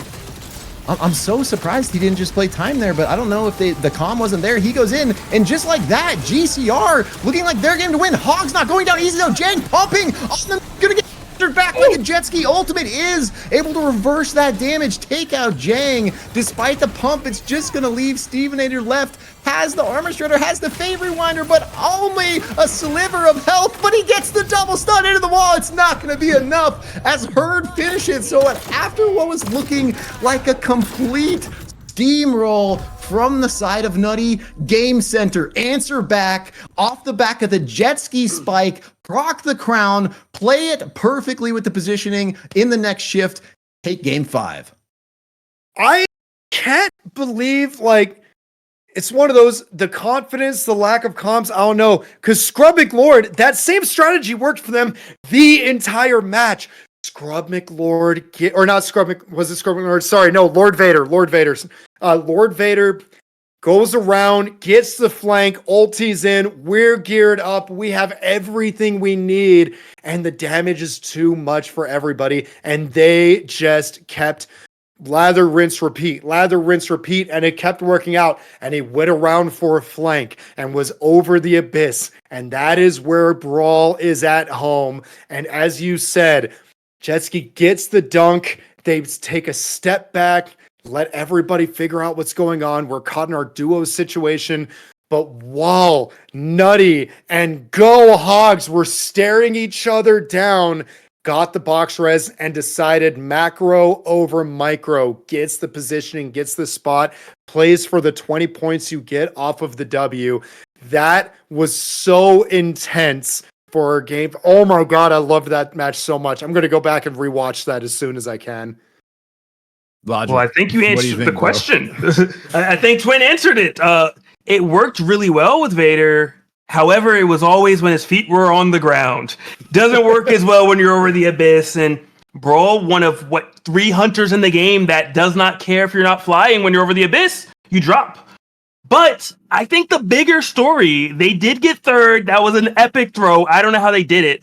But Hat, from beginning of the game to the end, pretty much took matters into their own hand. They essentially eliminated the last door. From there, they got gold armors. They took damage soul. They forced all of the engages, all the fights. No one had a chance to set up against them. Even at the end when they lost, they still forced it and died on their own terms. So kudos to them for kind of changing the game, being the aggressor, and getting rewarded for it. I am so excited to see how many points they have when this is all said and done. Dude. Big true right there. And it's like, that has to have been, even though they didn't get first, that has to have been a monster game for them. Like, so many kill points coming through that they're literally farming the map. And, you know, something worth pointing out is that these are still, you know, fairly young players, and they're like just barely at the beginning of their sort of progression here. I was talking to my buddy Immense, and he was saying that this squad is one of the scariest squads out here. And especially, you know, as we continue to go through time, they are so mechanically gifted. Like literally all 3 of the players on that team, but we saw it right there from Lord Vader when he has the tempo on his side, when he has the confidence, literally just shifting forward into everyone, absolutely decimating, relying on that micro, never missing a shot on the shiv, never being down a dash, can just exert so much pressure. Yeah, it's it's something. If you look back at like Nutty, they traditionally have been a really aggressive team. They've always been one of my favorites for that reason. I think that to be optimal in this game, I know it's a hot take, I think being the aggressor gives you so much more. You know, even that game, you know, Moonlit Battlegrounds, they did lose, but they were starting a lot of fights, and I think maybe that's one of the reasons they do so well. You know, if you know when it's time to go, you do the 3, 2, 1 countdown, you're much better positioned opposed to being on the receiving end and caught off guard and kind of being frantic and not knowing what to do. Okay. Very, very true. I'm sorry to cut you guys off, but it is time for a 5-minute break. But just for the players and for the admin to catch up on all the screenshots and all that stuff. But for us, 1 second. No, for us, we're going to play a little game as a... It's just to do something while we're waiting for them. We're going to play a trivia game. All right? Oh, no. So we're going to test your SUPERVIVE knowledge. Oh, Lord. You guys ready? No.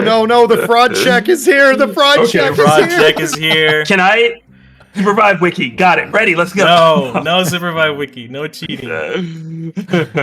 All right. Hello, Mr. the Lemur. Yes. Okay. Okay. Phone a friend. All right, let's do this. Here's your first question. Actually, hold on, let me turn up the music. Okay, here's your first question. So Bebo is an anomaly, and there are people doing research on him. What is his code name? What? It has to do with his name. He's an interdimensional tourist? Is it? He has a code name. I don't know if I know that. Oh, wait. Oh, wait. Oh, no, I feel like I've read it's it. not Gino. Is it what his name was before when it was still Project Loki, before they, like, showed us him? I don't know. I think he was still. I think he was still Bebo then, wasn't he? I'm pretty sure he's Bebo still the Bebo. Penguin. Bebo the is it? Okay. Oh, is it War Criminal? No, I'll give you guys one more chance. Oh, All right. One more hint or one more chance? One more chance. One more guess. One more guess. I don't have one. Joe SUPERVIVE. Joe Tom. No, okay. It's 333-30, aka Bebo. Oh no, there was no way I was getting that. No, that's It's literally just his name, but in numbers. That is Okay. some deep lore, my friend. Holy Okay. how Okay, here's the neat next of one. Here's the you. next one. respect. Okay, that was All right. So the area where all this fighting is happening, what is it called? Skylands. Yes. Oh, he correct. said it first. Okay. Okay. And the actual arena they fight in is called the Breach. Oh, okay. Yep, I there we didn't go. know that. Yep. No, it is Skylands. It is the whole Yeah. Or- well, Skylands, but okay. the actual map is the Breach. Okay, I will say you're half correct. It's not Skylands, but you're half correct. Oh, Wait, I thought it was Skylands. You're close. I was already like the Skylands. No, it's not lands. Sky something. This. Oh, Sky Realm, Sky World. Yes, Sky Sky- Realms. Sky Realms. Sky Realms. Oh, that does Sky sound Realms. cooler. Sky All right. You're right. It's Sky Realms. Okay. And here's the last My one. bad. Thank you. Good catch. Good kick. Here's the last one. Okay. What is a SUPERVIVE? All of us, the community. Yes, All right, I don't baby. care. No, about there friendly is name an in-lore explanation for what a SUPERVIVE is. A SUPERVIVE is a way of being. It is embodying your inner champion. It is never giving up. It is reviving. It is surviving. It is thriving. It is superviving, baby. No. Okay, does anyone know what a vibe is? That's got to be it. There bro. there is a vibe, and then there's SUPERVIVE. Does anyone know what vibe is? So No. isn't it Five healing? is Isn't the it like juice. Yeah, Yeah, it is the a juice, vibe aka group. magic. So- So vibe Like the is juice like of the the magic world, that the they find ether. underground. But what is a SUPERVIVE? I guess a super juice. Like instead of a Mountain Dew, that's the diet. You know, just I a regular one. Maybe It's I some know. kind Is of- a SUPERVIVE someone that can use the juice to do crazy combat things, and thus they're a hunter. Okay, the hint is that it's a natural event within the SUPERVIVE Is it world. the- is it like the reviving, like Oh. the healing, like at the No. home? Yeah, or that's what I was something? gonna say. Wait. Is it what- when? Oh, go Gave ahead. the people the powers? I was gonna say, is it when it was get the little event that gave everyone their power? Well, not No. everyone, but some people could harness. Okay, not that. It was Got like the it. Is it- shatter or something like that. Yeah, is it when the Skylands like rose up when all the Abyssal was like taken over at the bottom? That was like a SUPERVIVE. No, okay, last hint. Yeah. It has to do with why they're fighting. Like every time they fight, there's a SUPERVIVE event. Is it something to do with the storm and like capturing like the there's juice in the storm? They're all fighting over the Vive juice that's in the breach, the storm. Sounds like arbitration. You asked me. Okay. You know. So No- a oh, SUPERVIve, Reliq knows it it. is basically a solar flare of magic, and so it's like literally the logo. And so That's crazy huh. that I didn't know that. and My so brother when is literally they're the creative designer, and I didn't know that. Wait, so when they're fighting in the SUPERVIVE, when they're fighting in the SUPERVIVE, they can like it's like the air is like full of magic, so they can like they're stronger. That's so cool. How did Yeah. I not know that? That is so cool. It's literally I'm- like the like when you're in the home screen, the flare. Yeah, like, coming yeah. So up. that is the SUPERVIve event. Yeah. That's cool. Okay. That's I thought that was had pretty no cool. idea. That's Give me your notes on where you found all this lore. I just looked up dope. SUPERVIVE lore, and there's like an interview with Justin. Oh, Yeah, that's my hey spun. I screwed up. I started didn't that. watch that all the way through. I watched the first couple Same. minutes and something Same. pulled my attention. GG, dang. Then all of a sudden we get Zodag videos, and my short attention span is like, ooh.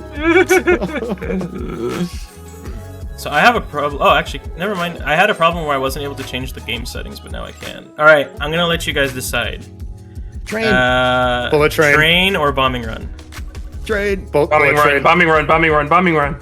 That's Bullet two. train. Raise your hand. Raise your hand if you want train. Oh. Mine's up.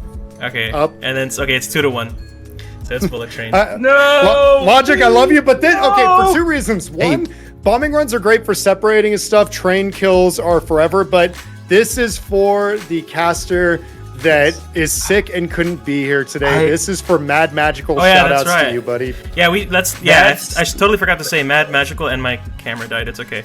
But yeah, Mad Magical was supposed to be here today, but he got sick, so he wasn't able to join us, unfortunately. So shout outs to Mad Magical. All right.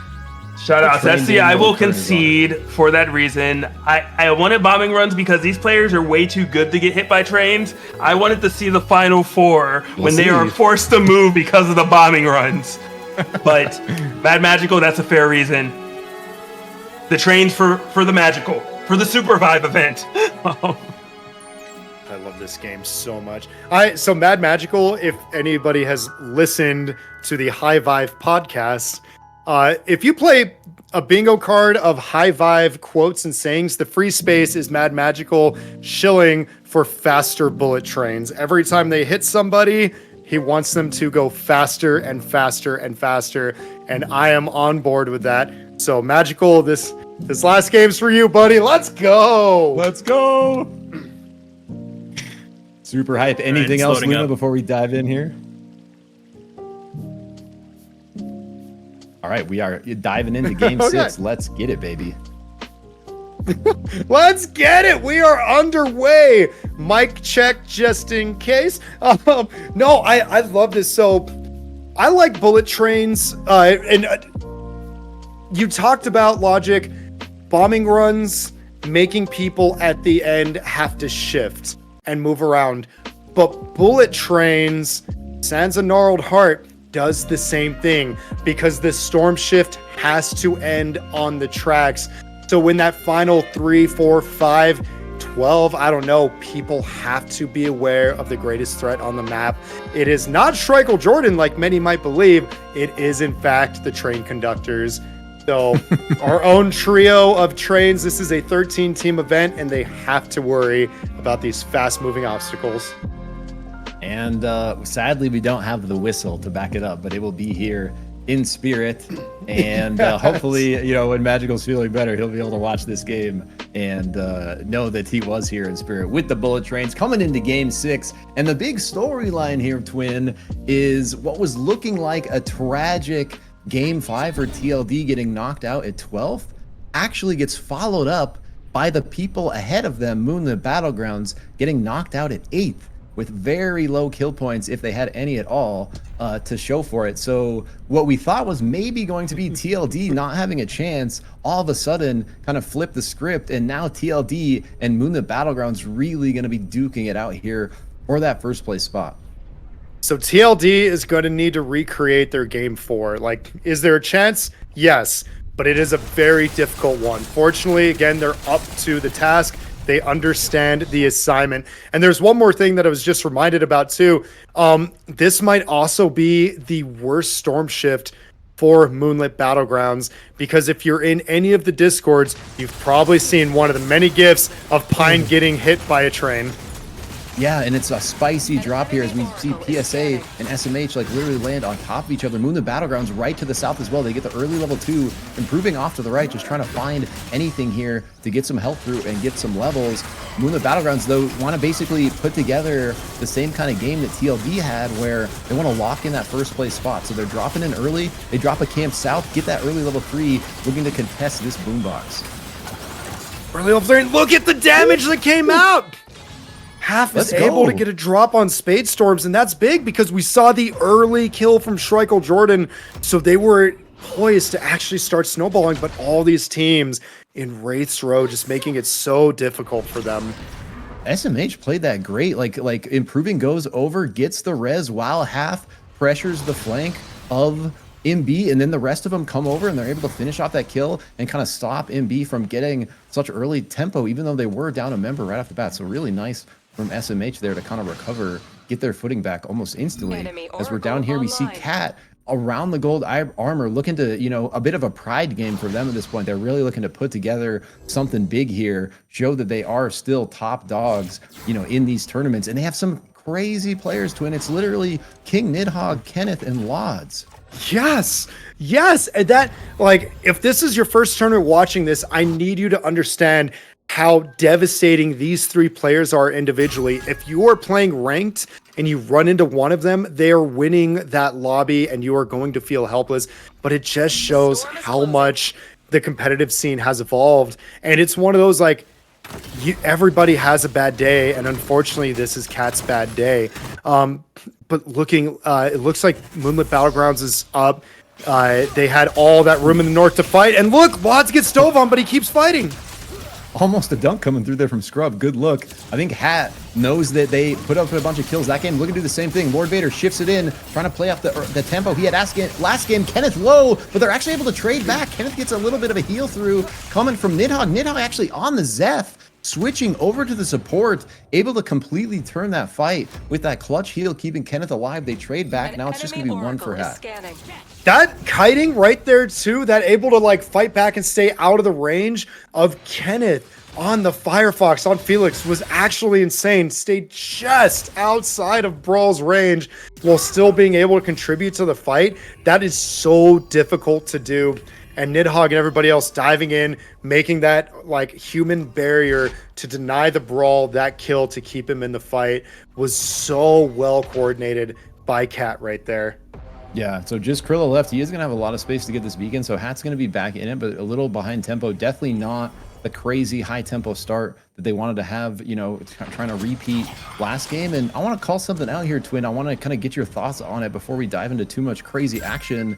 We basically see Moonlit Battlegrounds running a fairly standard comp. They are insane comfort picks, but they've basically been running the Brawl on Height, the Myth on Spade Storms, and the Zeph on Pyne, right? And when you look at that comp, you have a ranged carry, you have a melee engage, you have a clear support that can actually pump heals and damage at the same time, along with grenade utility. This is a very kind of powerful, similar to why we saw a lot of the squads being more front to back. It is, you know, kind of having all the roles filled. We do not see that in trios, bro. That is not necessarily the meta. You look at these teams getting panned to, it's so often 3 DPS. And we just looked at Cat down there, seeing Nidhogg switch to the Zeph, and the fact that TLD is now playing more of a front-to-back comp with more of a true support. Lemur, you know, rocking the Oath. I think more teams are leaning into, you know, seeing the kind of strength of what those clear roles can give to a comp, and potentially saying, hey, maybe we don't want to YOLO with 3 DPS, but with 3 DPS can certainly work, because that's what Hat did last game. No, and I'm so glad you brought this up, and you got the notes through just before this fight. Looks like the hook missed, and so Sprokane going on a comfort pick, probably going to have to concede that spot as another fight is going on between SMH and Hog. Stevenator getting shipped so low, narrowly surviving, but now it's just Half having to escape, gets the spike down, and surely, despite the grenade, Lunaris able to secure the win right there. And look at that, it's more of a comfort pick, but the comfort pick right here is still from CBC. They have the range damage, they have the sustain via Oath and the armor, but instead they're trading out the dive and engage for instead that hook, but it's still the still a similar-ish concept to what you were saying. And yeah, it's just that reminder, we were going through the meta of not seeing the healers, but now we're reminded the pivotal role they can play, even though it's trios. Just they're having to step up and be willing to do the damage, as we've seen from Schreikel Jordan this entire series. Like, he's almost doubling up as that DPS with that healer. And yeah, we're covering the roles. And look at it right here. TLD, we have the engage on Felix. We have Abador with the poke and that range damage, and we have the sustain tank. And it's one of those, like, I'm glad teams and trios are seeing that it's the concepts of everybody filling these roles while still picking different hunters to do it that I'm appreciative of seeing. Yeah, and it's like cool to see. I think that's one of the things I've enjoyed most about the shift from squads to trios is it's cool to see creative comps like based more off of comfort picks or cool potential synergies actually work, right? And we see it some, from teams like SVI is another good example where they basically just run their own comp. And it's not this like crazy damage comp. It doesn't have any crazy, support or anything. It's like a very specific, like Bebo calculated strategy comp against, thank you. And you really love to see it. TLD shipping it over the top onto PSA here. As we're modeling it, Pamu actually so low here. Not much he's going to be able to do. TLD looking very strong with that frog jump boombox lined up. And earlier, Luna did show us Cat has all 3 golds from that scavenger base start. CBC almost kind of getting pinched there. Moonlit Battlegrounds trying to maybe look for some pressure as we pan over here to SBI. Down a member on the back foot. And yeah, there is Cat with their full gold armors after winning that battle down in the grind. So more on those notes in a second. Stevenator getting absolutely chunked down by RTK. Lunaris trying to make a move right now, able to kite out, but their trophy is going to be the crystal, courtesy of Stevenator, who looks like the train is going to be able to secure that. SVI, plenty of room, going to be able to get this res off at the heart. And now we have GCR and TLD knowing they've got to put up a game, are trying to fight everybody. Anybody the train! Shoot! They're too good. What? A Lemur? On card? What? They're what? Oh no, the bullet train, bro. You can't. Sometimes you can't account for it. Too deep of a mental stack. You need the kills. And that is so bad for him because look, he's the last one left.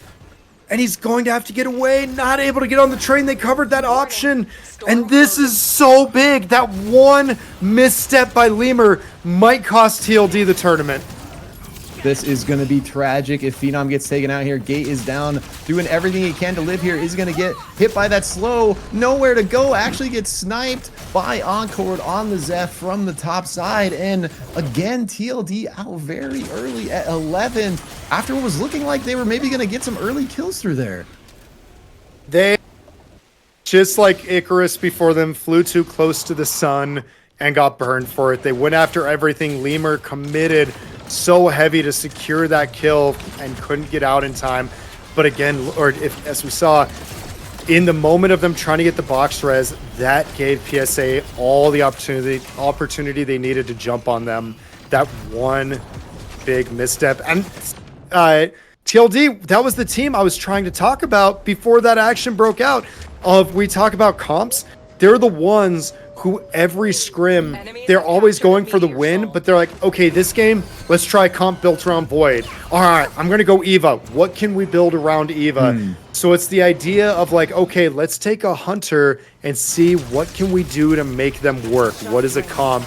And so it's tragic to see them go out in 11th. Their tournament hopes dashed as they might be able to get top 3 still based off prior, but I don't know if they're going to be able to.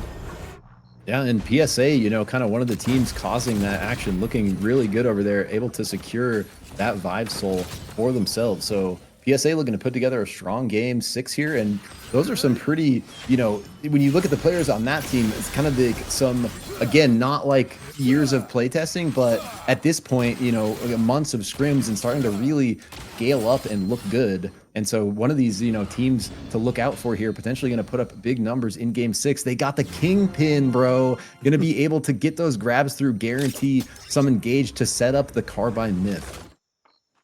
I love seeing the KP come out. Final game, cards on the table. Let's see who wants to play what. And they go to the comfort pick of Kingpin. And look at this, Pamu recently rezzed, able to just chip because nobody wants to overcommit because there's teams to the east and west, and one of those teams are Moonlit Battlegrounds. And I also want to point out, Go Hogs was able to secure the armor soul for themselves, so that'll be great as it gets to the end game if they're able to make it there to keep their armor just up and refreshed. If they could combine that with like an armor shredder or something. Even then without it, they're going to be sitting in a very good spot if they can capitalize and if they can survive till that. Definitely. And we take a look right here at Cat's gear. Full gold, still looking very strong. Want to be, you know, looking for a little more kills here probably, but happy to just kind of play objectives and take what comes their way. We see 10 to the north of them and NBA to the left. One member from CBC down as the other two kind of way split down in Enshrine. And Nutty to the south of them as well. So Nutty we saw kind of on the poverty start after that losing fight, trying to just get back in it here, but he is going to get caught out by Jay. Instant deleted and another train kill. Woo woo! Choo choo, magical. You are happy right now to see at least 3 go down courtesy of train. And Scrub McLord, fancy movement right there, taking the chain into the anomaly portal to get out, but now you're trapped on a little island. It's so tough. Brawl be brawl battle here. Oh! Almost gets dunked, gets away, but then gets sniped by the grapple, and so in the end is going to get taken down there. Unfortunate, but that is going to put us at 9 squads left as we see everyone kind of starting to vie for positioning, look for what's going to be happening as this next shift kind of moves to the top right. Moonlit Battlegrounds Academy, Japanese Spy throwing down a 2-way over here in Desert, cooking up some plans. Not sure what's going on over there. Encore down from, is that number 4 train kill here? No, that would have been that would have been an instant though. But I want to point something out too. If you look, all the teams in Enshrine, when it hits daytime, there's not a lot of creeps in there. So they're they portal to Wisp. So these teams that are having to like move in, they're gonna have to farm these people. Oh, huge Bebo boombox coming in to save them from Schreikel Jordan. You see Hog actually eliminating NBA, so we saw Chinese Spy earlier in the desert trying to cook something up, maybe had an unfortunate teleport or something. Height grapples through, gets the spike, a kill onto the side of CBC. So MB's like, you know, looking not crazy, but definitely starting to stack some kills, finding maybe themselves in a pinch position as SVI moves in from the south, and GCR does have intel on them as well. We see Onford in the bush, kind of just hiding out, getting intel for his team. Fight is going to break out here as Thank You looking for the Tonk Tonk, isn't going to be able to connect. When the Battlegrounds playing it nice and patiently, we see multiple teams posturing around the map. 2 squads posturing to the left, 2 squads posturing to the north. Everyone kind of looking for their fight here. Thank You maybe looking to force things, push GCR into the arms of another team as Moonlit Battlegrounds shows up. Height looking for the dunk, not quite able to get it through as the Encore able to get the mantle, I think, off of that dunk. Cat looking here though, has their gold power, wants to leverage it. And it is just going to be carnage out here. Twin, we see Hogs trying to commit, go down, 2-way teleport through. Stevenator is over here by himself on the other side of the map. No way that works. Oh my, there's no world that he got. What a hook right there, but he goes into the abyss. He had to, sorry, Spokane had to give up because he went into the abyss and he would have fallen to his death. So he had to give up on the dunk and play life instead, but it worked out because his team was there to cover, as now PSA, who was looking so strong, just got 3rd, 4th, and 5th partied and could not make it out right there. Stevenator having to make a move. SVI, I think it's just too strong right now, but they're going to notice. Oh, no, he gets caught out, bro. Berserker catches him at the last second, doesn't want to overcommit, knows there's like 8 squads lurking, trains flying through at mock speed. Stevenator still going to be in such a rough spot here. 10 sees he is the last player alive, knows they probably have space on this top side of the map. I imagine they're going to be looking to kind of pinch Steve in here, not going to really have many options. Has that Sorrows portal though, Twin, can always, you know, find a cheeky angle potentially. It looks like that, but look, he's being guarded by 10 up there. And as MB and I'm assuming Cat, yes, MB and Cat kind of poking at each other, the 2 strong teams. But MB has to look south as all of a sudden the Europeans come out strong. They're able to drop it. They were hoping for the dunk, and Moonlit Battlegrounds, our probably #1 spot, is having to run. Okay, 2 strong. Oh, he had a Fate Rewinder, so Height was able to resync up with Spade Storms. But look at Cat. Look at where they're looking. Look at the train! Lots goes down. Choo choo, brother! As all of a sudden it's turned on their head. The train weakens another.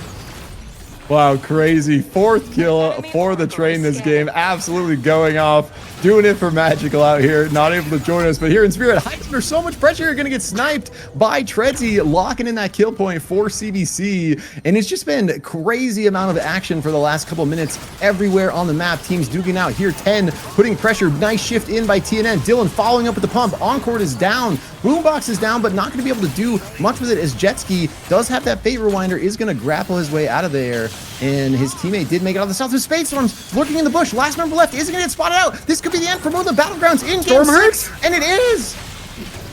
Okay, so they have to hope their lead is good enough. And look, they didn't check the spot with Blaz and now, or Blaze Burker. And Cat gets pushed. Huge. No. Lots of damage coming in from the storm.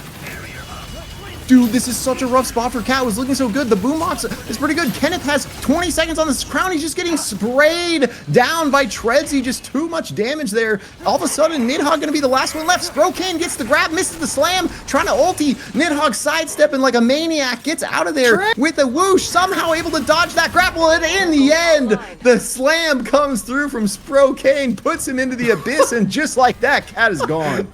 EU coming out so big, so aggressive, and able to capitalize on Cat's crown to keep themselves strong. And now they just have to take that second reset. You've got your golds. You've got really good powers. I'm going to assume Tredsy with that has a base camp that he's ready to drop at a moment's notice, or at least they're going to go fishing for one, which looks like they're going to take this base camp right here. Oh no, I was wrong. Tredsy does have it. SVI on the ropes, so having to run. This is the cheeseburger gang is having fun this game, bro. These boys, our EU boys, are pumping. We see the gold armors, we see the Fate Rewinder boombox looking very strong, but 10 doesn't care. They're putting so much damage out. They're forced to take the warp through the wall, but it's gonna put him right into the arms of this battle between SVI and a remaining member of that, and it's just so much damage coming out. Aiden trying to live, but there's nothing he can do. Has both those exotic powers down. Sprokane gets out with the train, but 10 actually exerting so much pressure here, kind of dominating the map. Oh no, Sprokane tried to go for a hook, and just like that, Dylan drops Tredsy. This was a game where I was going to say, if EU is one of the strongest on the map right now, 10 is the strongest, and they are flexing that strength, absolutely shredding this European team, and here comes the ult. Do you get out of this? I don't see a world. Do not. So Sprokane goes down there off the back of Dylan. They still have Tredsy left on the tracks over here. Maybe has a prayer, is going to be able to buy a crown. Look at how small this next circle is going to be. Going to have virtually no space to work with, nowhere to go. Taking a look at our train rolling through. We are coming in on the tracks. It is going to get tight in here. Oh, if the train killed somebody, that would have been the most cinematic shot in SUPERVIVE history as we Tonkin. Massive Tonk coming through from Thank You. Instantly deletes Dylan. Boombox down trying to res, but he forces him out. Huge bat into the storm. Thank You going crazy. Wants this game for SVI. TNN just doing everything he can to hold him up, but there's literally nothing he can do in the 3v1. Getting in, put in the arm. Tredsy looking to proc the crown, but he can't quite do it. SVI guaranteeing that kill through, stopping the crown from Tredsy. Actually so huge there, Twin, that SVI got that killing blow. My bad, I said Sprokane, you're right. It is Tredsy. He was so close, and that was a matter of half a second for who got it. And Thank You does not want to give him an opportunity.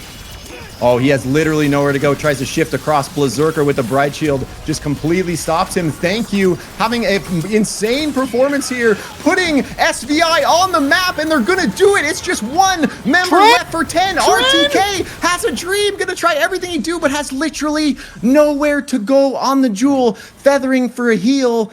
But his options are so limited. SVI owns control here, and I don't know what RTK is gonna do, and he can't do anything. So just like that, SVI come out of nowhere. The calculated Bebo plan comes together, and they take game 6. And the train takes 2 more. Let's go. The train says happy birthday on the way out the door. Get those last two. Oh, so good.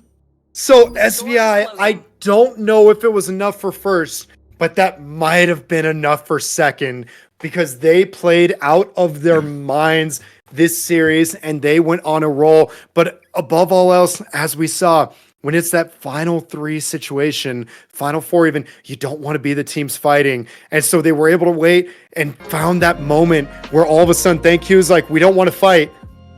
but you're open right now. And he was able to get just the meaty Bebo combo of Tonk Tonk with a fully formed B-bomb to just delete Dylan. And while they were desperately trying to pick him up, Thank You was just batting away at them to keep them in the storm, keep them hurting. And all of a sudden, we were saying the European team, top 2 right now in the lobby in strength, deleted by 10. The pound for pound strongest, most geared team in the lobby at the moment.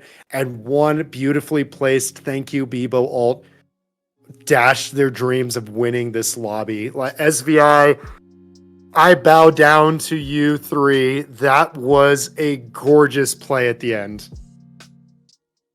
Wow. Well, I want to bow down to you 2 for the casting because it was a phenomenal listen through and through. Enhancement to the experience. I have to first just say that I was wrong. The train messed these folks up. What the hell? I want to talk about players and the teams, but the train. All right, man. Thomas the choo-choo doing crazy work. But on a more serious note, just kudos to all the teams that were playing. And I mean, man, you know, Moonlit Battlegrounds just showing up overall today, I'd say just through and through. Moonlit Battlegrounds Apprentice putting on a show. They were so close to potentially making it so that it was a top 2 finish involving Moonlit Battleground just names. But, you know, I think it was interesting watching the last game because Cat, I felt like there was a glimmer of hope. You know, the old Cat that we were accustomed to seeing, and, you know, Zeph, Nidhogg pulling out the Zeph, known for his damage champions, but there's plenty of videos out there of Zeph just showing off and doing amazing things. They had gold armors. I really want to see them be a little more aggressive. I think they were playing kind of the way they were the last 5 games when they had no choice because they were behind, and they need to channel a little bit of that that hat energy, if you will, where, you know, you get ahead and you push it a little more. I feel like it's weird because like Gap is like that's, you know, not all of Gap, but that is like, you know, half of Gap basically. And that was kind of Gap's biggest weakness, is they were too aggressive, right? Where very often they were winning fights, but they were just getting third party, like taking advantage of, you know, from other teams capitalizing on their cooldowns being down, being chipped away armor, chipped away health, because they knew they played so aggressive. And it's, you know, 2 of the same players, Kenneth and Nidhogg, combined with Lods, who is just, you know, known to be a very aggressive player as well. So I think with some more practice, some more reps, Cat is going to be an absolutely terrifying squad in the end, especially when you look at just the mechanical skill across these guys. But I think that might take them, you know, a little time to put it together here. So I'm super excited to see the future for them. And we saw, you know, like a bit of it in game 6, but I do think, you know, it's this fine line where like, how aggressive can we be without getting punished, you know, by these flanks, by these third parties? Well, so I will say that. Oh, sorry. Go ahead. You can go ahead. Final thoughts. Go for it, Logic, because I want to give somebody some props when you're done with your thought. Just one thing I was going to say to Zig's point, I think a major difference between threes and squads that obviously was the majority of SUPERVIVE's life thus far is that, yes, you still get third-partied, but you also now have the option to eliminate a team so much faster than you did before. True. So it's one of those things where, you know, if you make the first move and you see a position and you can eliminate that team and you kind of balls to the walls, if you will, you can eliminate the team, refresh on everything, and then if a third party comes, you're at a slight advantage because you're healed up, everything's refreshed, and you also ideally can level up a couple items as well. So might be a slight adjustment, but yeah. Great point. I think yeah, and we could definitely see them make that, you know, potentially realize that and like come out just absolutely blasting next time. So I love that. Yeah. So just real quick, I want to point something out because while I was giving thank you all the praises and props, another stellar, amazing Bebo in chat with Get Bebonked pointed out some tech that I actually didn't know about, and that's that thank you was using the purple grapple zeep in conjunction with the Tonk Tonk to go twice the speed and make it more reliable to hit against better players. So that's what he was able to use, it sounds like, to catch Dylan off guard. So just, again, cheers. I had to get that out there into the world because that is amazing to know. So thank you. And God, I love all Yeah, give a three of thank you. you. Like, Once you reminded me of it, there is one tech with people I didn't know for a bit, which was the you can actually charge the bat, and then if you pull out you grab your bomb again, the bat's still fully charged and you don't see it. So someone might get in your face and you don't know, and then there's an instant fully charged bat. But more importantly, shout outs to Luna for like spearheading all of this, you know, because Thank you. you did all of and this has been ran so well. I haven't participated in any of your events, but it's been fast, it's been smooth, it's been great. So big kudos to you, and hopefully everybody in the chat can give some to you as well. This has been awesome. Yeah, I used to run tournaments for Lost Ark and a couple for Battle Right, and way back in the day during the Brawl days, I ran a couple Smash Bros tournaments in Utah. So yeah, I've been around the block a little bit, so it's fun. It's always fun doing it. Oh yeah, let's hold up our GameCube things. Where's my GameCube? Right here. We got GameCube. the Smash Bros boys. Hey, I don't go anywhere without it, you know. it's true. Yeah. Besides that, update on the score. I should have done it after Game 5, but for Game 5, after Game 5, I'll see if I can. Hold on, I'm gonna put it on screen 1 second. You guys stall for me. Okay, we're putting it on screen. Our GameCube controllers again? No. Okay, I'll just put it on top of us. Here we go. You guys should be able to see it now. Wait, one more. Okay, there we go. Now you should be able to see it.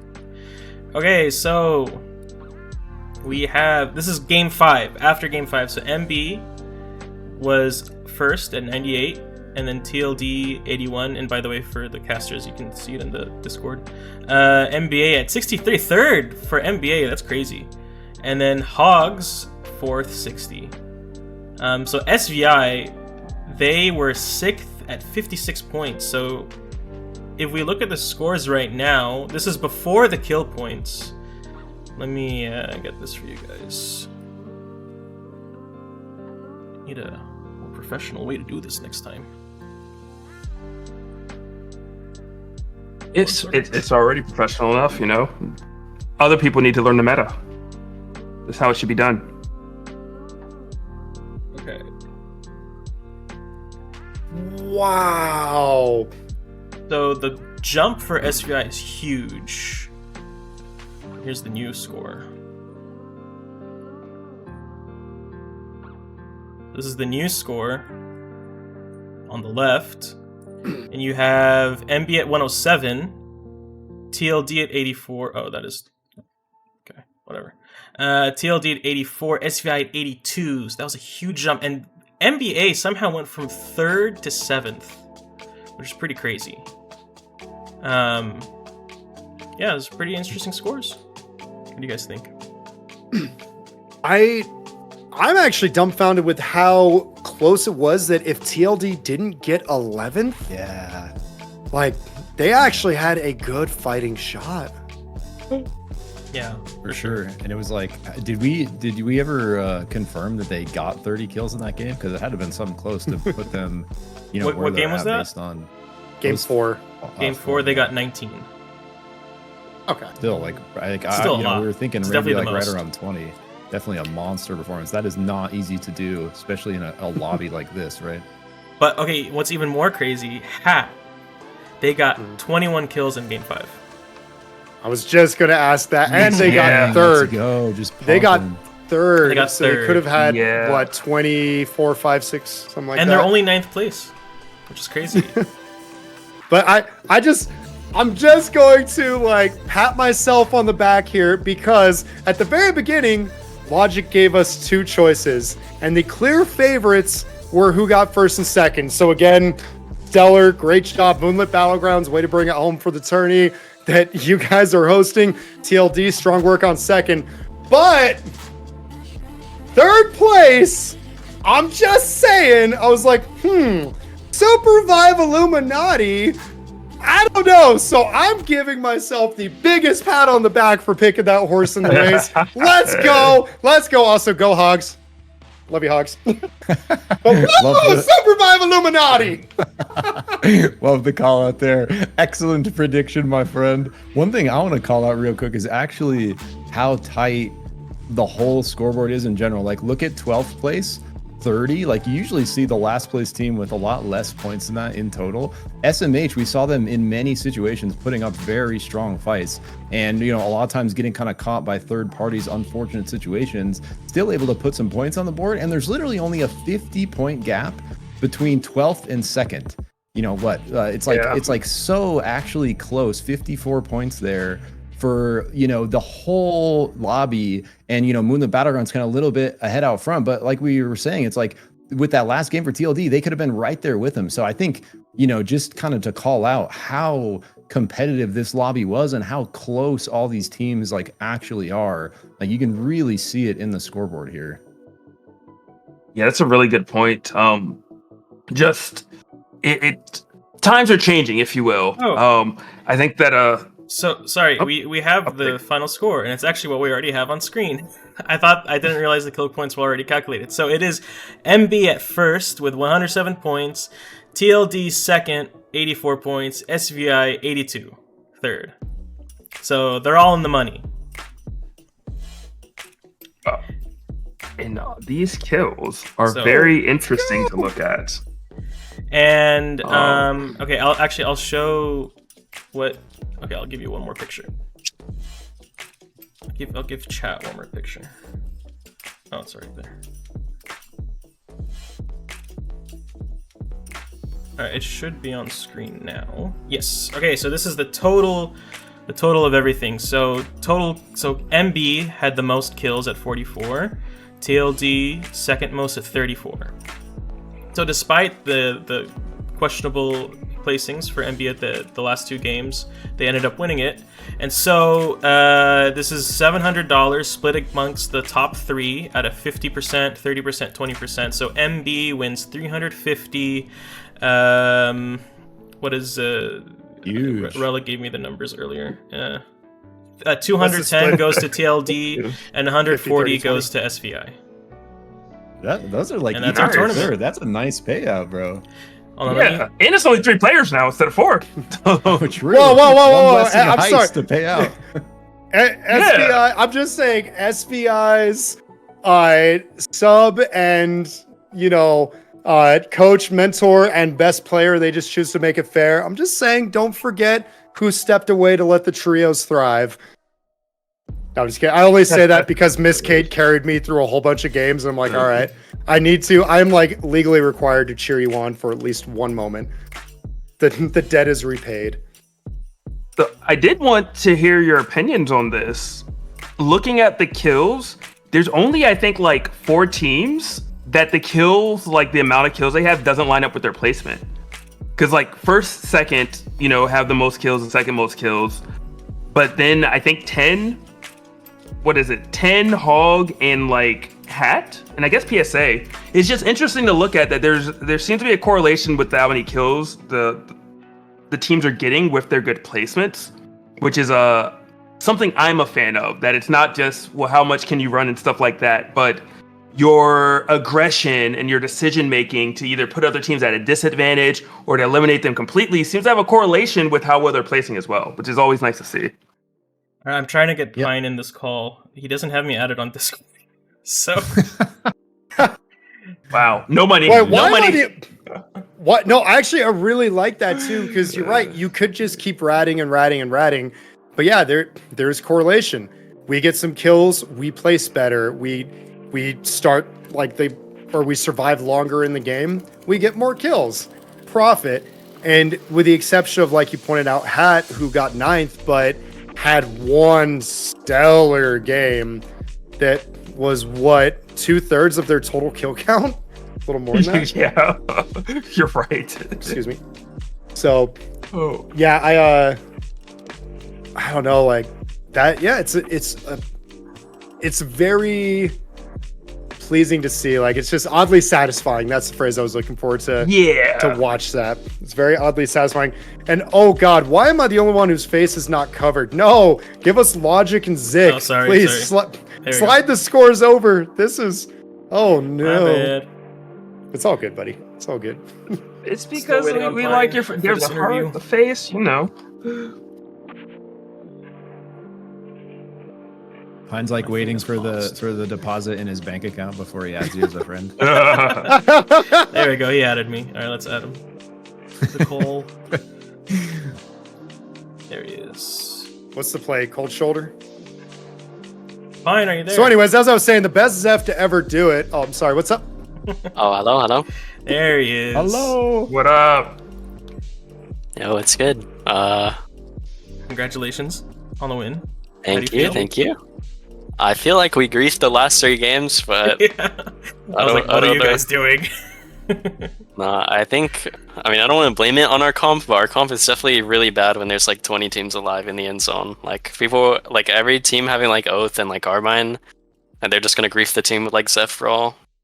It is what it is. They tried, it didn't work. It didn't work the first 3 games. I think it did work the last 3. We were griefing so hard. I don't know. TLD's just like infinite kills that one game, and they just wiped us like in 2 seconds. I had a question for you. How did it feel to be, in a series and just pretty much be the reason that you guys won the championship? Like, I was getting Michael Jordan vibes from the way you played the one game where you had literally revived your teams 3 times by getting the crown and just killing someone, and it was phenomenal. What was going through your mind? And was that just an everyday thing for you, or did it feel like something special was going on that game? To be honest, it is just an everyday thing, but that's because I play Arena and only noobs play Arena. But also, like the Zeph game where we played E-plat and like Narnia, and like we just wiped everyone. Everyone's just standing still on an E-plat, and then the nade is like the exact size as the E-plat, and like they're just asking for it. It wasn't even like impressive or anything. Oh, it was impressive. You to just- us. Okay. I have a question. So what was like the team that you were worried about the most? It's gotta be TLD, right? So I think the only, I thought Cat could maybe contest, but they picked Firefox half the games. I'm pretty sure Kenneth has never played that character in his life. So it's just TLD pretty much. So Okay. Why do you? I actually have a quick question. Go ahead. Oh, Go ahead. sorry to cut you off there. So I thought of this more, and I'm glad we got you in here because I had to ask you this. But there was a moment where you were in a 1v2 and you were just one LMB away from winning that entire thing. And it just felt like even when you have to retreat, when you're having to scrap and show the hands, you seem to notice everything around you at all times, to the point that it almost feels like your superpower is like you just slow down time and you're able to stop and evaluate the moment. Like, do you have any advice for newer players for like how you're able to just quickly absorb everything on a screen and make the right decision in that moment? I think that just kind of comes from playing the game a lot, right? It's like eventually you play the game enough, and then you practice in scrims enough, and I don't know, you just see the right thing. I don't know how to explain it, but you I don't know, you just play the game miles more and you'll get hours. better at it. Your mental stack gets better because you don't have to focus. When you're new, you have to focus on one thing at a time. But if you've done it 1,000 times, then it's second nature at that point. So everything's a lot easier to understand and grasp in in the clutch or whatever. On a real note, do you think that getting a lot of arena reps in, where you get a ton of that, micro interactions between hunters, their kits, their abilities, how they play into each other, you're getting constant, really heated, even reps of that without the sort of chaos of BR interfering? For newer players, would you recommend the arena grind or having that be part of their sort of repertoire of SUPERVIVE? 100%, yeah. I think playing arena is better practice for tournaments than playing ranked. Ranked is you don't even fight that much. You just run around, run away perma, and you just you're not even interacting with other people. But if you're playing arena, you're actually playing the game. I don't know. And yeah, you can win games just by being better than your opponents. And if you are better, then I don't know, the rest of the game plays itself pretty much.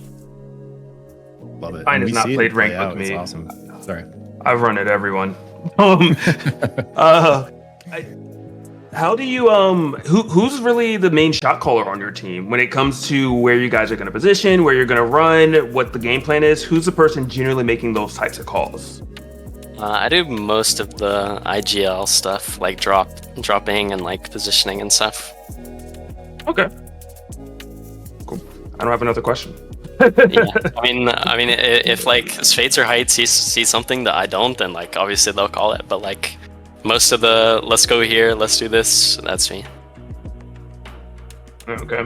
Does that extend to while you guys actually are fighting as well? Are there a lot of comms in, or is it a lot more quiet and you guys are kind of just doing your thing? I mean, when we're fighting or just calling like important cooldowns to watch out for, and just go, I'm going in, la last alive, kill him. Focus TLD, grief TLD. Beautiful. I love it. Luna, did you have a question? I thought you were going to say something earlier. I was just gonna ask, what do you think is it? So, what do you think is it that sets apart MB? Because you guys won the last 3 scrims. You won this. I think you won maybe like the last 1 or 2 tournaments before this one. Like, what do you think is it that sets MB apart from the other teams?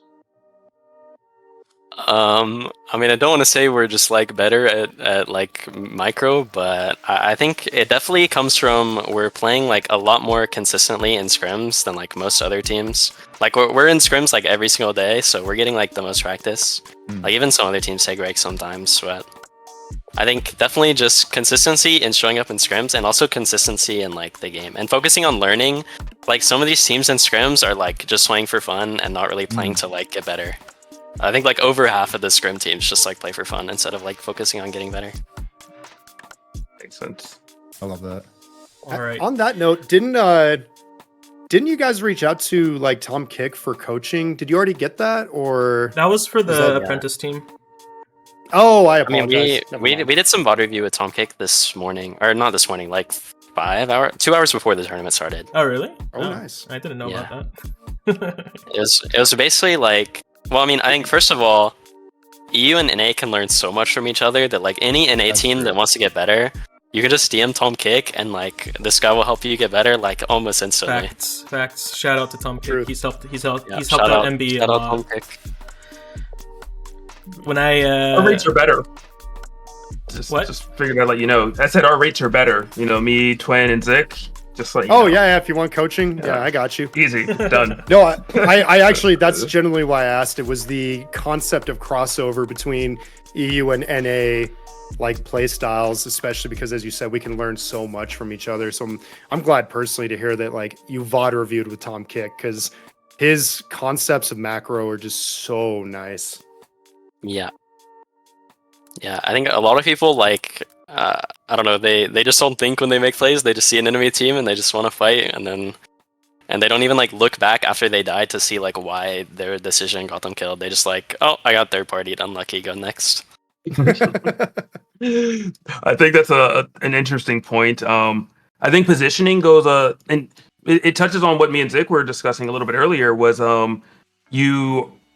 you get third partied if you take forever to kill a team. So when you make that decision, it kind of needs to be a bit decisive. And if a team comes, position in a way so you're not in the middle of them. And just think about, was it a bad fight? Was it poorly executed? Should you position differently? But there's so many different things you can do to avoid a third party or come out on top. And I think you guys demonstrated so well. Like even sometimes spots that you wait and just sit there, it's like you have so many different ways that you can go out. Or when we watch you guys fight, it's massively done, especially when you guys pull the trigger. So let them know. Start thinking. You like MB. We have a special guest with us who is going to spill some tea for the Abyssal Cup. Everyone, give it let's up to go, baby. Mr. Reliq. Let's go. What is up? Hello, everyone. It's an important point in history, and actually, I am quite pleased that Luna, especially, is going to be here to hear this. I'm going through my seeding process now. Okay. Worth mentioning that this includes results as far back as Friday Night Vive January, so it's not like it's just recent spat of results. This is going back a few months, Abyssal Cup 3 will be the first time since we first had a competitive event in the prologue where the last store will not be the number 1 seed. That number 1 seed is now Moonlit Battlegrounds. Let's go! Wow. Announced as they win their very first tournament cinema. Thank you, Mr. This Reliq, is for joining hilarious. It's us. beautiful. You're very welcome. Amazing Pyne's story, not even by shocked. the way. Thumbs up to everyone involved. Fantastic stuff. Thank you. It was fun. It was very fun. Also, shout out to Ilario, everyone. Shout out to Ilario. I want hearts in the chat Yes. for Ilario. He made my life Yeah, infinitely easier. He took care of all the admin stuff, and I just focused on broadcast, so my life was so much easier. All right, Pyne. So it's, all those SUPERVIVE people, they don't know this yet, but for Moonlit Battlegrounds tournaments, it is up to the winners to decide who we're going to raid. So who do you want to raid? Oh, I get to pick. You get to pick. I guess let me look at who's even still streaming. All right, go for it. Actually, while we're waiting for you to decide, I want to show you. I want to show stream something. I got some nice stats from Ilario, who got it from Little Meep, and it's the what is it? The pick rates. So Myth was the most picked hunter at 55%. Carbine next at 40%, Oath at 34%, and Aluna, Eva, Shrike, Hudson, Krista, and Jin were not picked, and I think Celeste was picked like once. So that's the pick rates for the tournament. Very A interesting. lot of hunters actually not getting picked up even a single time. I mean, kind of like a little bit what you would expect, but I maybe expected to see, 1 or 2 Evas, maybe a bunny here or there. So a lot of times we often see at least like 1 Shrike, coming in, but actually none of those. And, Myth kind of dominating at the almost 56 percentile here. Brawl actually had a surprising, I guess not that surprising, 25%. Ghost right above him at 27. So it's like, they're pretty interesting stats here. What happened to our Shrekle Jordan? I don't know. I played Zeph like 1 game, and Height was like, "This is it. This is the OP champ." And then we played it. We played it yesterday in scrims, and even though it was kind of Mickey Mouse scrims, we won by like double everyone else's points. So I don't know. I mean, I was ready to play. He likes having heals more than the sniper behind him. I mean, Shrike Gives is him a definitely chance to like do damage. not that great of a hunter for sure, and Zeph is Fair. Zeph is really good unless there's an Oath on enemy. Then he's kind of not that great. Just blocking his ult and all that, and like the nade. Do you have any? Blocks everything. Do you have any insight to why maybe Eva isn't getting picked? Because it seems like on paper, gives heals, blocks off an area, can do a lot of damage and trap people, but clearly 0% pick rate. Any insight on the why, in your opinion? DJ Montague wasn't playing, that's why. Yeah, I mean, the only Eva players I can think of off my head are like Lemur and TNN, and they're both on Oath duty. And I think I don't know if there's that many other Eva players that played today. Not sure. I think it's literally just like people don't play the character. But I think she is really strong. I don't think she's as good as like Zeph and Oath. And maybe that's like maybe 2 healers on your team is not that great, but I think she's pretty good.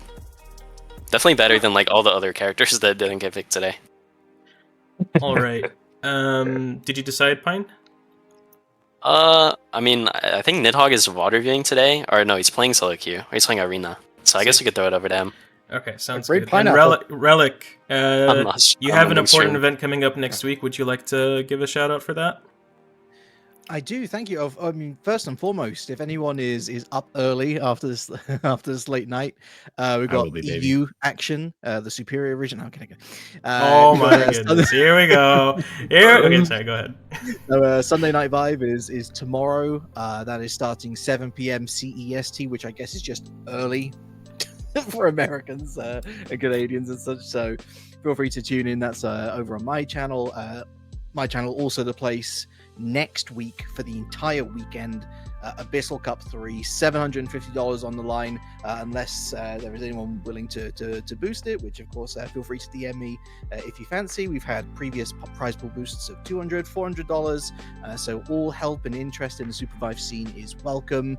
24 teams and a brand new format on day 2, 8 game series. with a 3-hunter ban phase in the middle of the series based purely on pick rate. Going to be a great time, so feel free to tune in. W SUPERVIVE. W SUPERVIVE, let's go. W. All right, any last words from the casters? GG's, Thank love you. you guys.